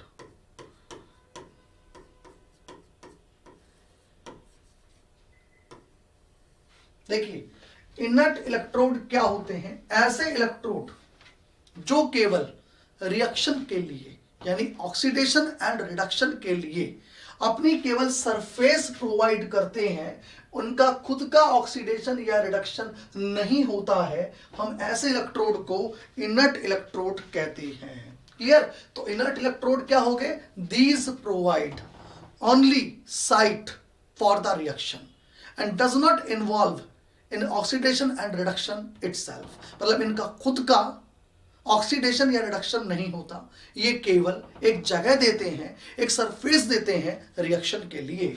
तो मैं कहूं इनर्ट इलेक्ट्रोलाइट का, इनर्ट इलेक्ट्रोड का क्या मतलब हो गया, इनर्ट इलेक्ट्रोड का मतलब हो गया this provide only site, these provide only site for the reaction। ये केवल रिएक्शन के लिए साइट प्रोवाइड करते हैं, these provide only site for the reaction, not undergoes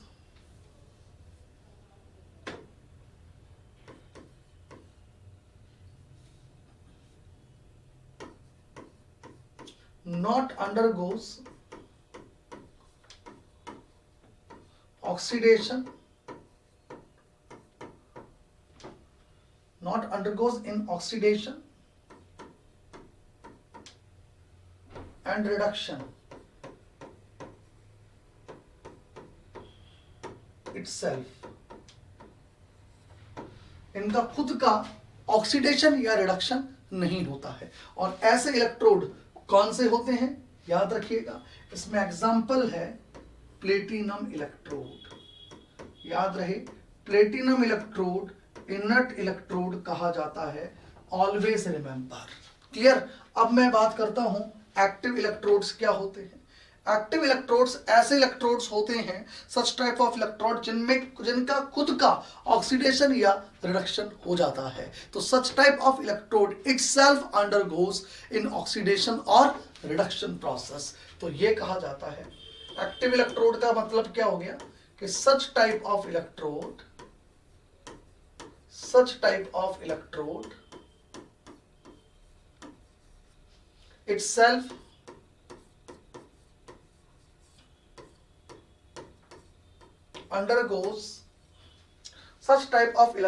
itself undergoes in oxidation and reduction process। इनका खुद का ऑक्सीडेशन या रिडक्शन हो जाता है। ऐसे इलेक्ट्रोड क्या कहलाते हैं याद रखिएगा, एक्टिव इलेक्ट्रोड। क्लियर। तो इनर्ट इलेक्ट्रोड क्या होते हैं, एक्टिव इलेक्ट्रोड क्या होते हैं, सबसे पहले हमें यह समझना था।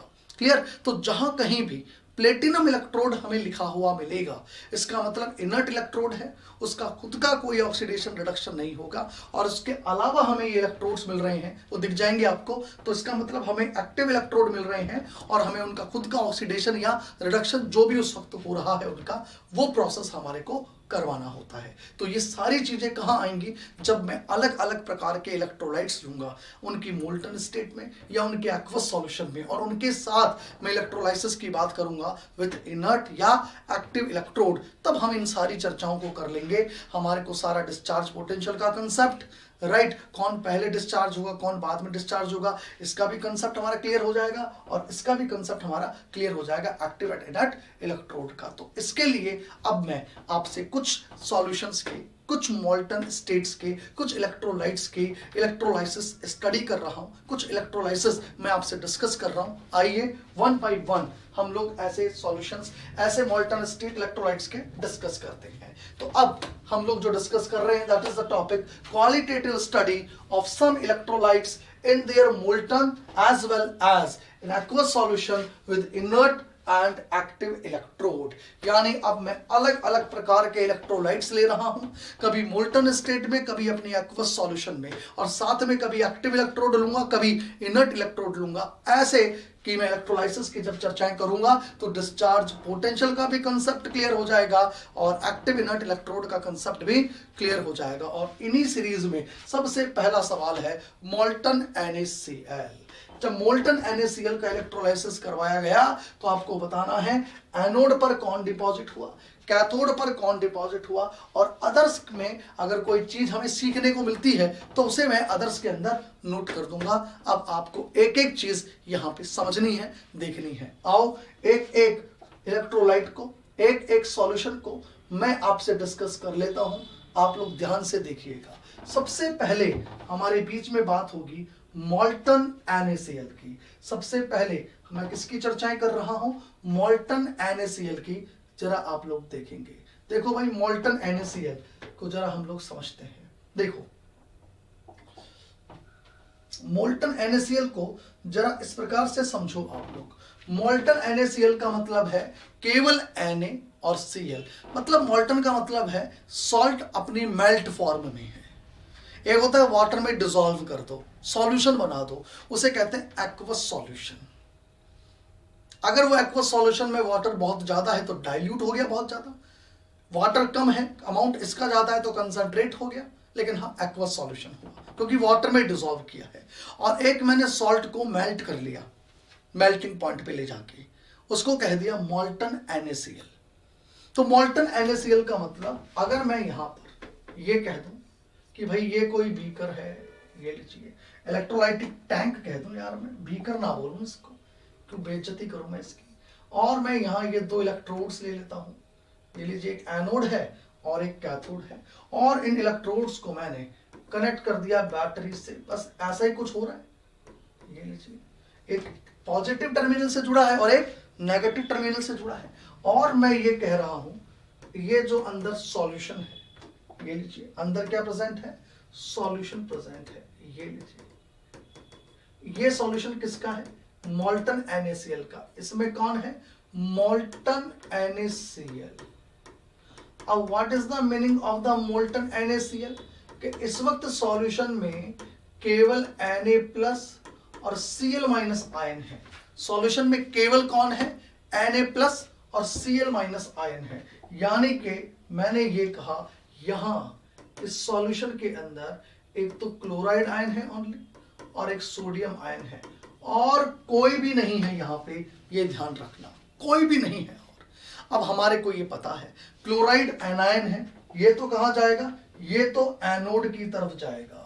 ये तो किधर जाएगा, एनोड पे जाएगा। भाई ये आपका पॉजिटिव टर्मिनल है, ये आपका नेगेटिव टर्मिनल है, और हम ये जानते हैं एनायन एनोड की तरफ जाना है और कैटायन कैथोड की तरफ जाना है। आई बात समझ में। तो इसका मतलब एनायन एनोड पे जाके ऑक्सीडाइज्ड हो जाएगा।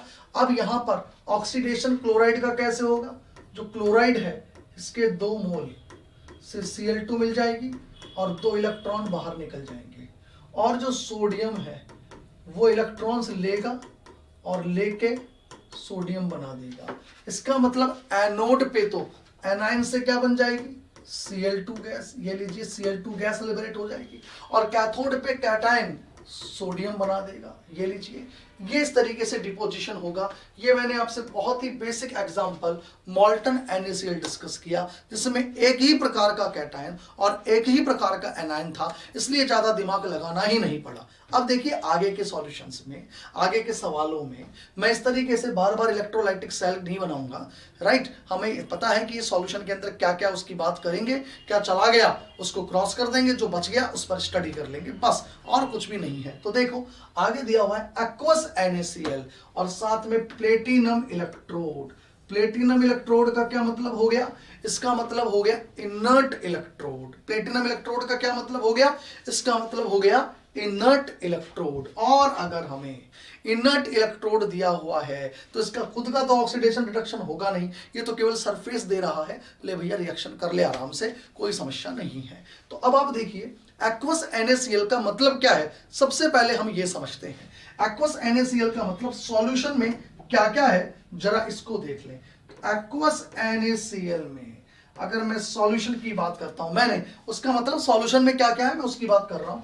इसके अंदर एक तो H+ है, एक Na+ है, एक OH- है और एक Cl- है। ओहो, क्या क्या है, H+, Na+, यानी H और OH तो एक्वस से आ गया, और Na और Cl सॉल्ट से आ गया। अब यहां 2 प्रकार के कैटायन हैं और 2 ही प्रकार के एनायन हैं। अब चलेगी भैया कंपटीशन। कंपटीशन मतलब अब जिसका डिस्चार्ज पोटेंशियल कम है वो पहले जाके डिस्चार्ज होगा, ये ध्यान रखिएगा। चुस्त कौन, जिसका डिस्चार्ज पोटेंशियल कम है वो फटाफट जाएगा और डिस्चार्ज हो जाएगा, और जिसका डिस्चार्ज पोटेंशियल ज्यादा है वो सुस्त आयन बेचारा देखता रह जाएगा और सॉल्यूशन में रह जाएगा। तो क्या हो जाएगा यहां, जरा देखेंगे आप लोग। H+ और Na+ बोथ आर कैटायन, और दोनों कैटायन में से किसका डिस्चार्ज पोटेंशियल कम है, तो कन्या सेना कार मांगो अल्लाह जानता है, H+। इसका डिस्चार्ज पोटेंशियल कम है, तो H+ ने तो कैथोड पे जाके H2 गैस बना ली, तो इससे तो हमारे को H2 गैस मिल जाएगी। ये लीजिए। अब एनोड पे कौन जाएगा, एनोड पे एनायन जाएगा, और एनायन कौन सा जाएगा, क्लोराइड और OH- में से क्लोराइड, ये ध्यान रखिएगा। हाँ, अगर मैं लिख देता very dilute solution of NaCl तो फिर कुछ अलग होता। मैंने एक्वस NaCl लिखा है और डिस्चार्ज पोटेंशियल क्लोराइड का OH- से कम होता है, वी नोज वेरी वेल, इसलिए यहां से क्लोराइड चले जाएगी। कौन चले जाएगी, क्लोराइड चले जाएगी। Is it clear. अब आप बताइए, क्लोराइड यहां से जा चुकी है, राइट। ये क्लोराइड पे माइनस है यार, ध्यान रखना, है ना, ये क्लोराइड पे माइनस है ना, ये माइनस है क्लोराइड पर, वो क्या बॉक्स बनाया तो वैसे हो गया आप लोगों का, है ना, ये ध्यान रखिएगा आप लोग, ठीक है।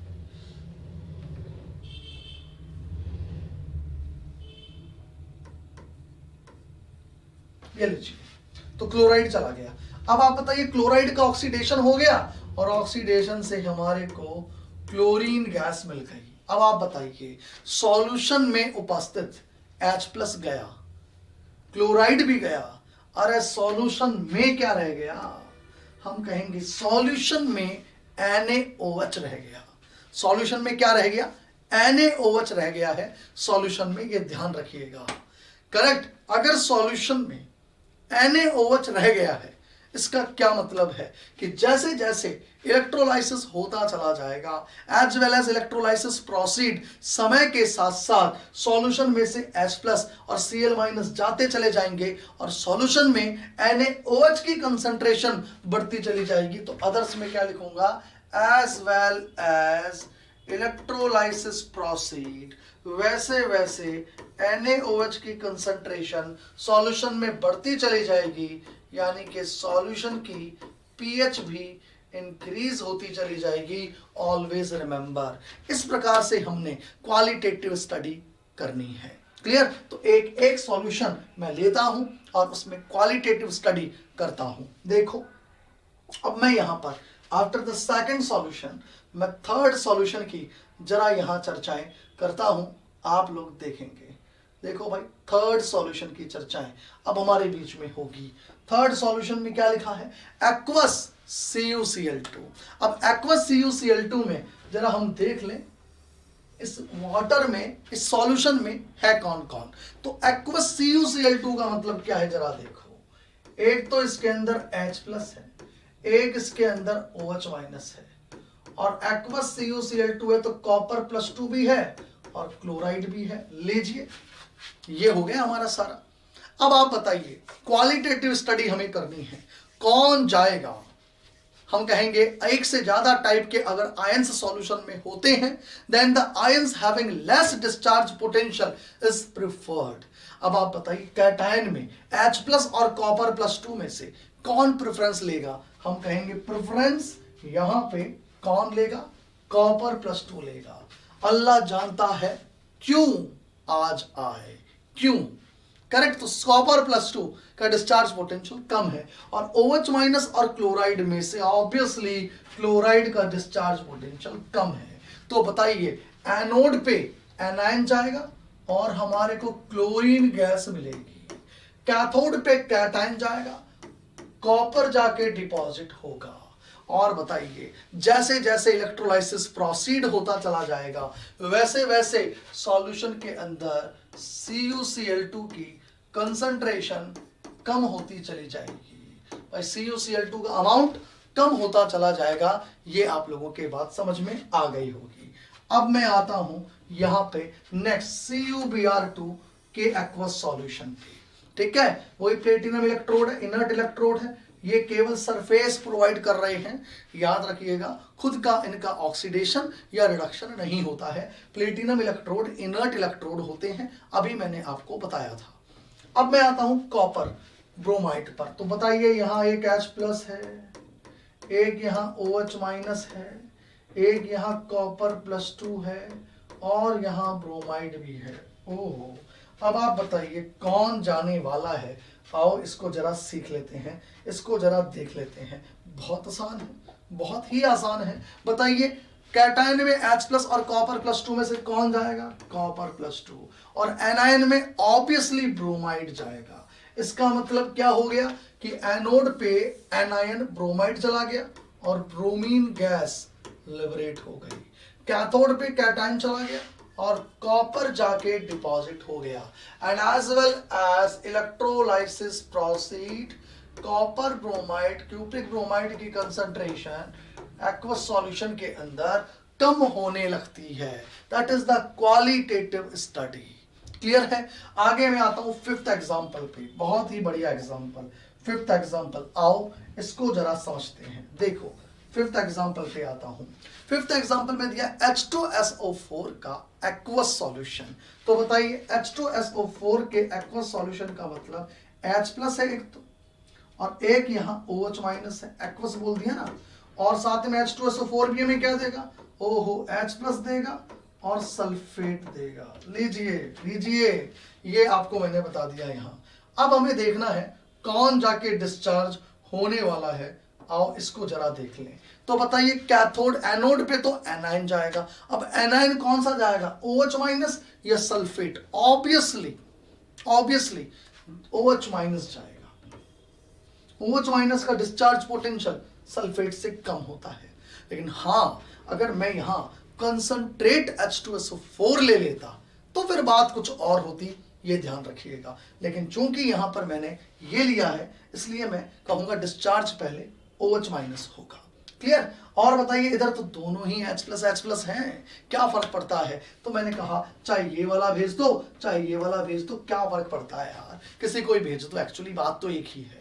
चलिए जी, ये गया। अब आप बताइए एनोड पे एनाइन गया। अब OH माइनस के ऑक्सीडेशन से क्या मिलता है, OH माइनस के ऑक्सीडेशन का मतलब हो गया एक्चुअली वाटर के ऑक्सीडेशन से क्या बनता है। तो याद रखना, ये हम लोग हालांकि आगे जाके और क्वांटिटेटिव स्टडी में पढ़ने वाले हैं, ठीक है, आगे जाके जब मैं क्वांटिटेटिव स्टडी पढ़ाऊंगा ना आगे, उसके अंदर हम लोग पढ़ने वाले हैं। फिर भी मैं बता देता हूं आप लोगों को, देखो कि यहां जब भी कभी हम H2O की बात करते हैं तो H2O का अगर रिडक्शन करवाया जा रहा है, क्या करवाया जा रहा है, रिडक्शन, अगर वाटर का रिडक्शन करवाया जा रहा है तो हाइड्रोजन गैस इवॉल्व होती है, और अगर H2O का ऑक्सीडेशन करवाया जा रहा है, याद रखिएगा, तो फिर ऑक्सीजन गैस इवॉल्व होती है।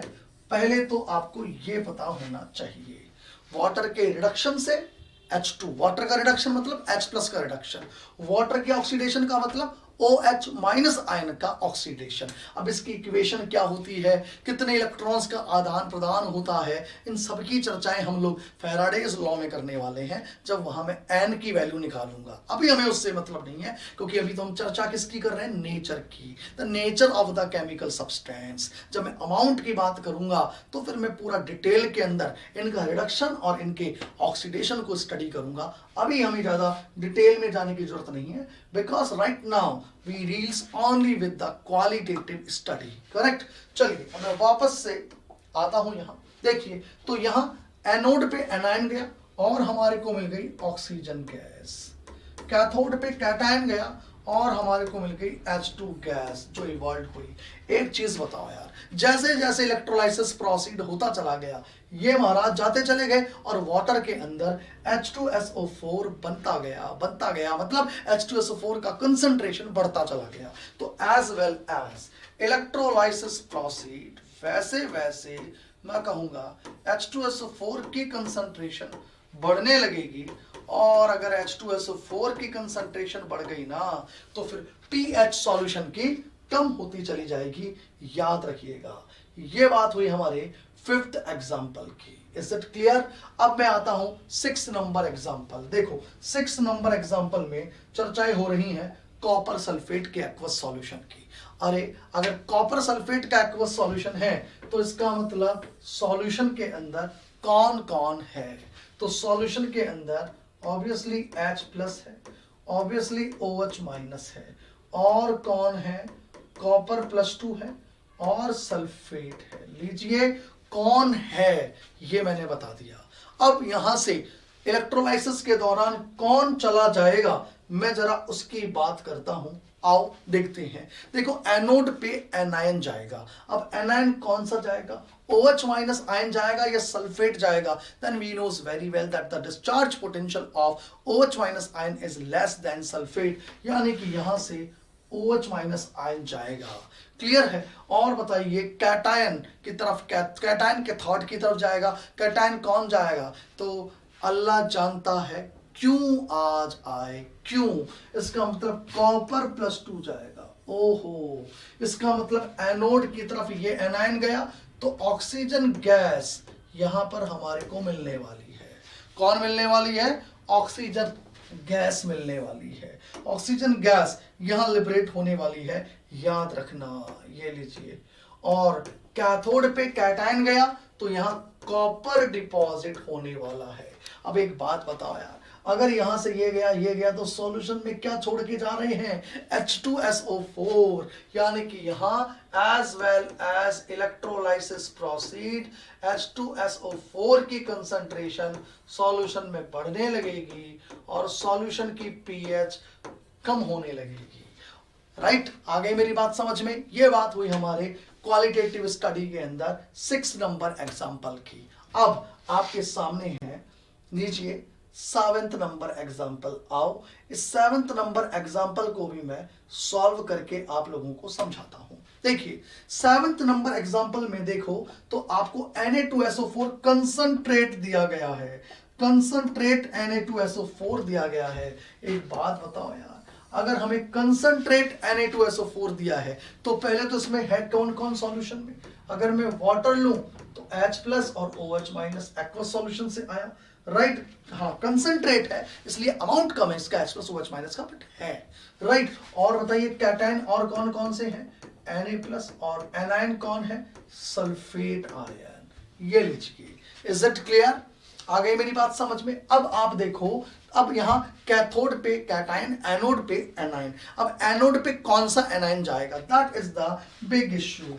यानी कि हम एनोड पे कौन सा वाला एनायन भेजने वाले हैं, हमारे को ये देखना है। तो बताइए, एनोड पे एनायन OH- भी जा सकता है और सल्फेट भी जा सकता है, लेकिन हमें पता है कि जनरली OH- का डिस्चार्ज पोटेंशियल कम होता है। लेकिन अगर बात हो रही है कंसंट्रेट सॉल्यूशन की, कंसंट्रेट H2SO4 की, कंसंट्रेट सोडियम सल्फेट की, तो भैया ऐसी स्थिति में अगर ये कंसंट्रेट सॉल्यूशन है तो फिर सल्फेट का डिस्चार्ज पोटेंशियल कम हो जाता है। यानी यहां पर चर्चा होगी कि सल्फेट आगे जाके ऑक्सीडाइज्ड होगा। ये तो एनायन हो गया। कैटायन की मैं बात करूं तो ऑब्वियसली H+ ये जाएगा।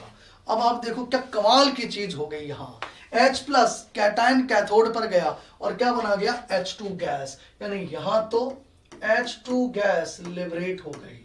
करेक्ट। अब आप सोचो, यहां इधर से H+ गया, ठीक है, इधर से सल्फेट गया, अरे तो सॉल्यूशन में क्या रहने वाला है? सॉल्यूशन में NaOH रहने वाला है। और अगर सॉल्यूशन में NaOH रहने वाला है, अगर सॉल्यूशन में NaOH रहने वाला है, इसका मतलब as well as electrolysis proceed, तो सॉल्यूशन में NaOH की कंसंट्रेशन बढ़ने लगेगी। और अगर NaOH की कंसंट्रेशन बढ़ गई तो यकीन मानना सॉल्यूशन की पीएच भी बढ़ने लगेगी, सॉल्यूशन की पीएच भी बढ़ने लगेगी। अभी एक चीज बाकी रह गई कि सल्फेट के ऑक्सीडेशन से हमें क्या मिलने वाला है।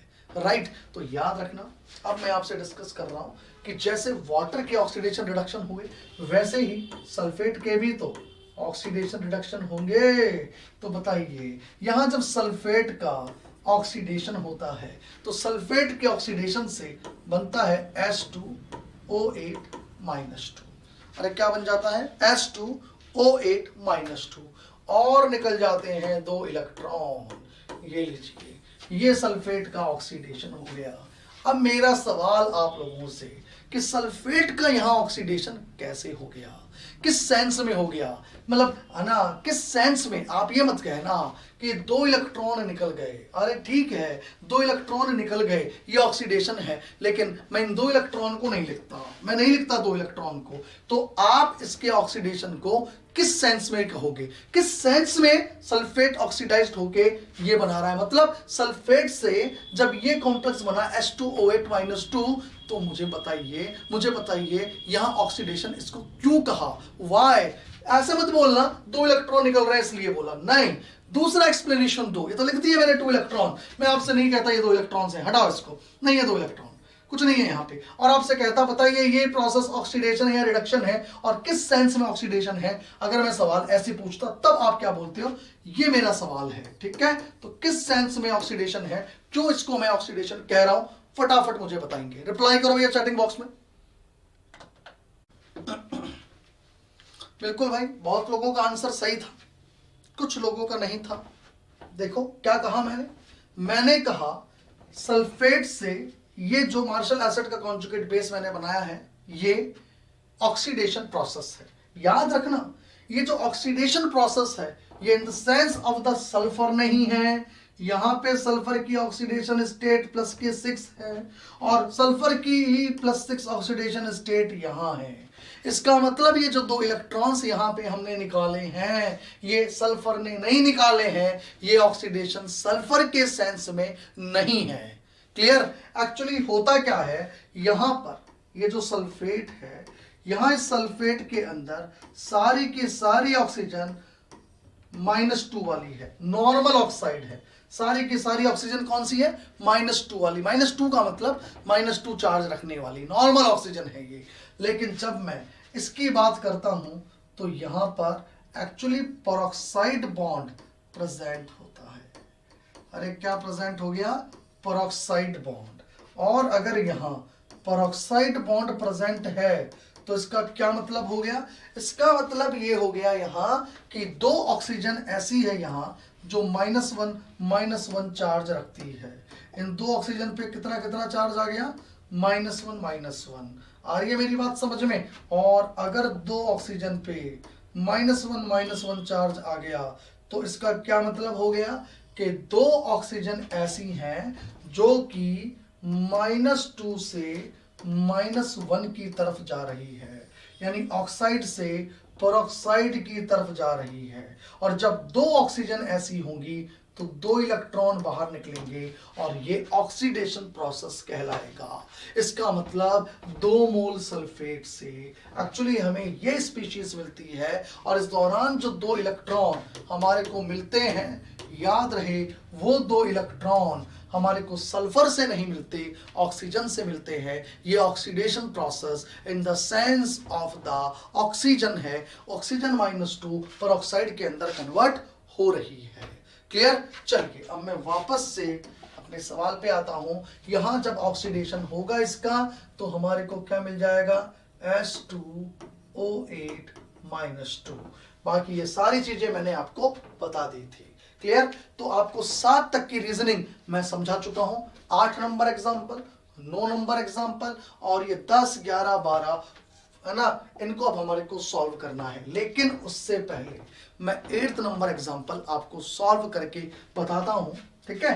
देखो, क्योंकि 8th नंबर एक ऐसा एग्जाम्पल आ चुका है जिसके अंदर अरे ये कॉपर इलेक्ट्रोड प्रेजेंट है, कॉपर सल्फेट का ही सॉल्यूशन और कॉपर ही इलेक्ट्रोड। इसका मतलब पहला केस आया है एक्टिव इलेक्ट्रोड का। अब के यहां तक इससे पहले जितने भी सवाल थे उन सभी में मैंने इनर्ट इलेक्ट्रोड लिया था। ये फर्स्ट एग्जाम्पल हमारे को देखने को मिल रहा है जिसमें एक्टिव इलेक्ट्रोड प्रेजेंट है। आओ इस एक्टिव इलेक्ट्रोड की कहानी को भी समझ लेते हैं। जरा देखिए, यहां सबसे पहले मैं बात करता हूं सॉल्यूशन में क्या क्या है, क्या क्या पॉसिबिलिटीज हमारे को यहां दिखाई दे रही है। आओ सबसे पहले ये देख लेते हैं। ठीक है ना? सबसे पहले तो ये देख लेते हैं यहां हमारे को क्या क्या कहानी देखने को मिल रही है। ओके, जरा देखो भाई क्या क्या हमारे को कहानी मिल रही है देखने को। जरा मैं ये बता दूं आप लोगों को। यहां एक पॉसिबिलिटी तो ये हो सकती है कि कॉपर सल्फेट का एक्वस सॉल्यूशन, यानी कि कॉपर +2 है यहां पे सल्फेट है। एक्वस का मतलब H+ है और OH- है। लेकिन चूंकि यहां इलेक्ट्रोड अब के प्लेटिनम का नहीं है बल्कि इलेक्ट्रोड कॉपर का है। और आप बताओ यार, इस कॉपर का भी तो ऑक्सीडेशन हो सकता है, राइट? कॉपर से कॉपर +2 बन जाए, ऑक्सीडेशन ये भी तो हो सकता है। तो मैं ये कह दूं एक पॉसिबिलिटी है कि कॉपर का भी ऑक्सीडेशन हो जाए, यानी यहां ऑक्सीडेशन के लिए 3 जने अवेलेबल हैं। सल्फेट का ऑक्सीडेशन हो जाए, H2O8 -2 बन जाए, OH- का ऑक्सीडेशन हो जाए, ऑक्सीजन गैस लिबरेट हो जाए, अरे कॉपर का ऑक्सीडेशन हो जाए और कॉपर +2 बन जाए। यहां पर ये सारी पॉसिबिलिटीज हो सकती है। क्लियर? और अगर मैं कैथोड के लिए बात करता हूं, कैटायन के रिडक्शन के लिए बात करता हूं, तो यहां 2 ही चॉइस है, या तो कॉपर +2 का रिडक्शन होगा या H+ का रिडक्शन होगा। और हम जानते हैं, अल्लाह जानता है क्यों आज आए, इसका मतलब कॉपर प्लस 2 का रिडक्शन होगा। तो रिडक्शन किसका हुआ, अगर मैं यहां पर देखूं तो रिडक्शन कॉपर प्लस 2 का हो गया, ये तो हो गया कॉपर प्लस 2 का रिडक्शन होगा। अब ऑक्सीडेशन किसका करवाएं, ये है सोचने वाली बात। ऑक्सीडेशन किसका करवाएं, सल्फेट का करवाएं, हाइड्रोक्साइड का करवाएं या कॉपर का करवाएं। तो याद रखना इनमें से डिस्चार्ज पोटेंशियल सबसे कम कॉपर का है। क्लियर, वही इलेक्ट्रोकेमिकल सीरीज जो मैंने कहा सेल के अंदर हम लोग पढ़ते हैं बेसिकली। तो यहां कॉपर का ऑक्सीडेशन होगा। तो देखो एनोड पे तो क्या हुआ, कॉपर का ऑक्सीडेशन हुआ। अरे समझो रे समझो, कॉपर का ऑक्सीडेशन होके कॉपर प्लस 2 आयन बन गया। और कैथोड पे क्या हुआ, ये कॉपर प्लस 2 का रिडक्शन हो गया और कॉपर बन गया। ओहो, ये क्या कर दिया मैंने कॉपर का ही ऑक्सीडेशन करवा दिया, कॉपर का ही रिडक्शन करवा दिया, मतलब कॉपर का ऑक्सीडेशन करके कॉपर प्लस 2 आयन बना डाले और कॉपर प्लस 2 के रिडक्शन से वापस कॉपर बना डाला। तो बताइए सॉल्यूशन में कोई फर्क पड़ा क्या, सॉल्यूशन में कोई फर्क पड़ा, हम कहेंगे नहीं, बिकॉज आपने कहा सर कॉपर प्लस 2 आयन चले गए, कोई बात नहीं, तो इसने कॉपर प्लस 2 आयन फिर दे दिए, राइट। तो हम कहेंगे यहां overall no reaction, overall no reaction, overall किसी भी प्रकार की कोई रिएक्शन देखने को नहीं मिलती है, ये ध्यान रखना। यहां ओवरऑल हमें कोई रिएक्शन देखने को नहीं मिलेगी। अब आप कहेंगे इसका मतलब क्या है, आओ इसका मतलब मैं आपको फिर सिखाता हूं, जरा आप इसका मतलब भी समझ लें। देखो एक्चुअली है क्या, कंडीशन कुछ ऐसी है, देखो हम कहें कंडीशन कुछ इस प्रकार की है, देखते हैं। ये मैंने एक सेल लिया,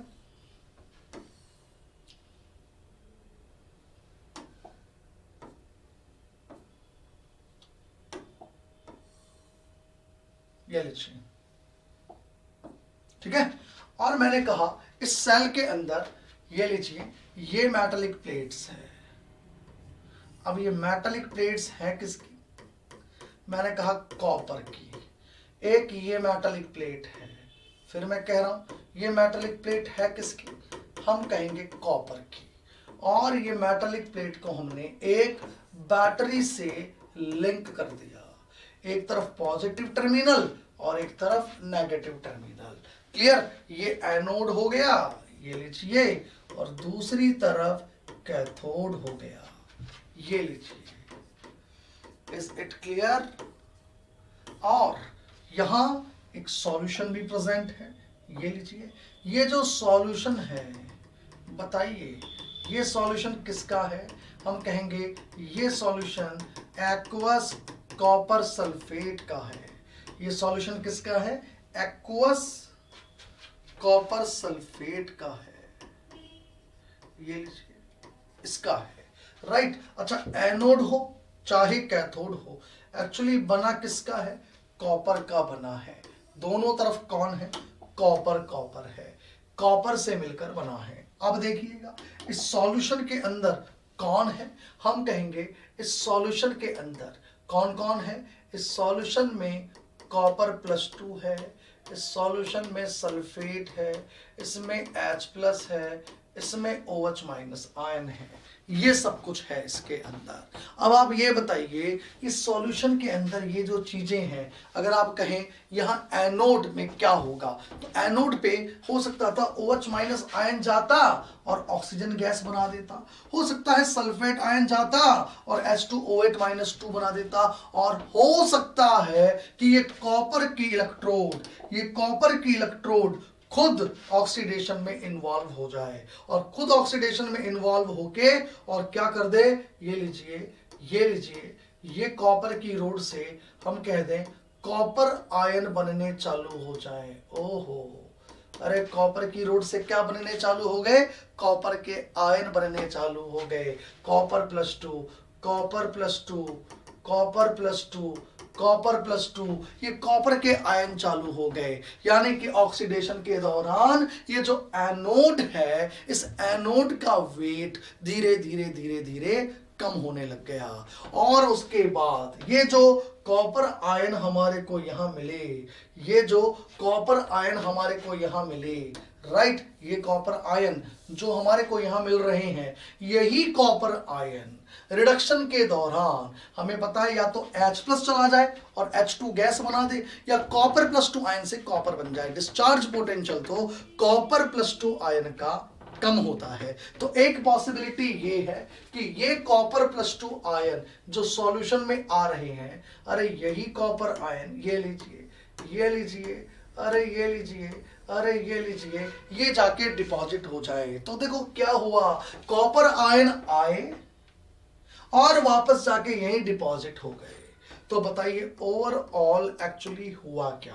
क्या इस सॉल्यूशन में किसी सेहत का फर्क पड़ा? इस सॉल्यूशन पर कोई फर्क पड़ा? हमने कहा सॉल्यूशन पर तो कोई फर्क पड़ा ही नहीं, सॉल्यूशन तो जैसा था वैसा का वैसा ही रह गया। ओवरऑल कोई रिएक्शन नहीं हुई, बस यहां एनोड का वेट कम हो गया क्योंकि कॉपर आयन इसने छोड़ दिए और इस पर कॉपर आयन जाके डिपॉजिट हो गए, इसलिए कैथोड का वेट धीरे धीरे बढ़ गया। ये बस हुआ। तो हम कहते हैं as well as electrolysis proceed, जैसे जैसे इलेक्ट्रोलाइसिस प्रोसीड होगा, प्रोसीड होने के साथ साथ क्या होगा, ये जो एनोड है ये बहुत पतला पतला हो जाएगा, इसका वेट कम हो जाएगा, और जो कैथोड है इसका वेट बढ़ जाएगा।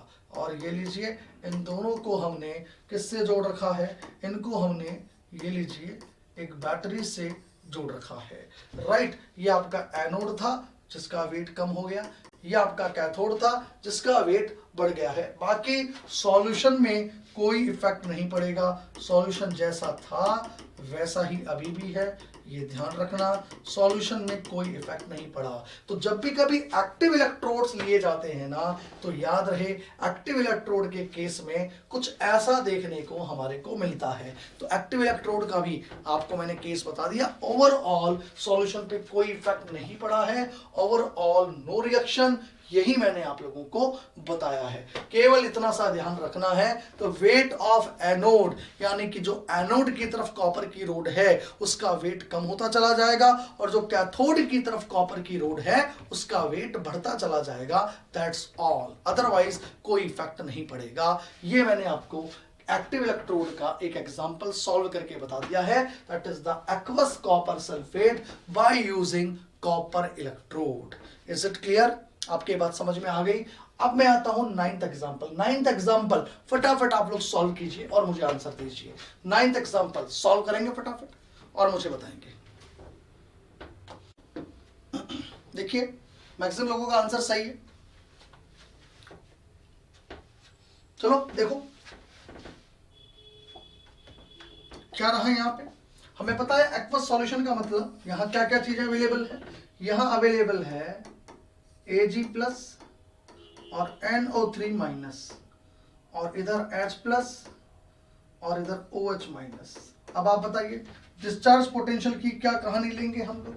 हमें पता है यहाँ पे डिस्चार्ज पोटेंशियल की कहानी, हमें पता है कैटायन NO-anion की बात करता हूँ, यहाँ पर इसका डिस्चार्ज पोटेंशियल कम है तो ऑक्सीजन गैस जाके लिबरेट होगी, और कैथोड पे ये लीजिए कैटायन ये वाला जाएगा और हमारे को सिल्वर मिलेगा, ये लीजिए।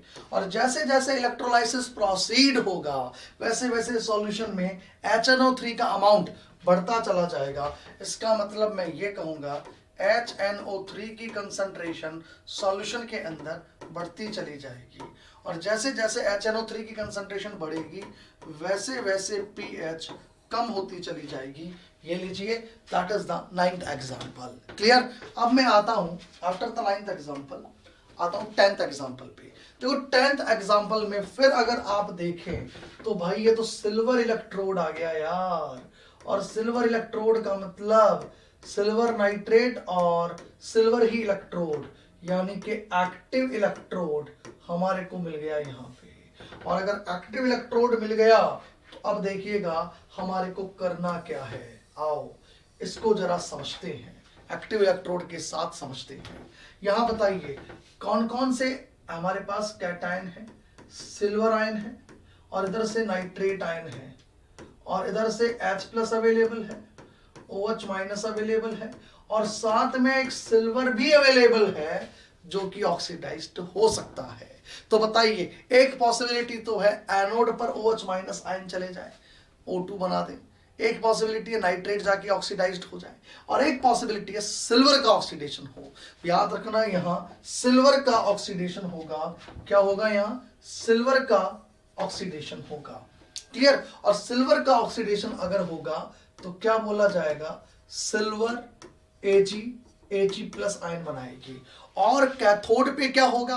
कैथोड पे H प्लस भी रिड्यूस्ड हो सकता है और Ag प्लस भी हो सकता है। ऑब्वियसली Ag प्लस का डिस्चार्ज पोटेंशियल कम है, तो Ag प्लस का रिडक्शन होगा और Ag बनाएगा। तो ओवरऑल देखो फिर यहां क्या हो रहा है, Ag ही आ रहा है और फिर Ag प्लस ही जा रहा है।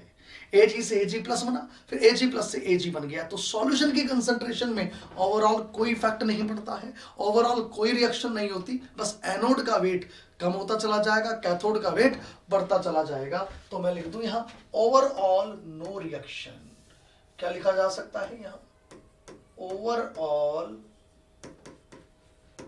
No reaction. ओवरऑल किसी भी प्रकार की कोई रिएक्शन यहां पे नहीं होती है।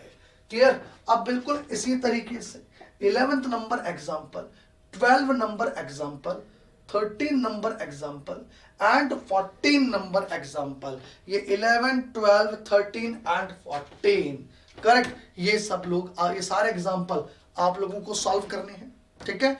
आप सभी लोगों को ये एग्जांपल खुद सॉल्व करने हैं। इनके आंसर्स क्या आएंगे ये आप सभी लोगों को इसकी पीपीटीज जो आपको अवेलेबल होंगी उसके अंदर मिल जाएगा। ठीक है? इसका आंसर आपको इसकी पीपीटीज जो भी अवेलेबल है आपको उसके अंदर मिल जाएगा। ये बात होगी हमारी क्वालिटेटिव स्टडी की। ये खुद करने हैं आपको चारों एग्जांपल। दिक्कत आए आपको पूछना है डाउट सेशन में। ठीक है? तो चलिए, आज मैंने इलेक्ट्रोलाइसिस के अंदर मैंने आज आपसे क्वालिटेटिव स्टडी पूरी डिस्कस कर ली है। अब मैं नेक्स्ट क्लास में आप लोगों से डिस्कस करने वाला हूं क्वांटिटेटिव स्टडी यानी फैराडेज लॉ, और उसको आप लोगों को बड़े ध्यान से समझना है कि कैसे हम इलेक्ट्रोड्स के ऊपर जो भी सब्सटेंस डिपॉजिट होते हैं उनके अमाउंट वगैरह आइडेंटिफाई करते हैं। वो आप देखो कि कैसे हम लोग करेंगे कैलकुलेशन। तो आज की क्लास में यहीं तक रखता हूं।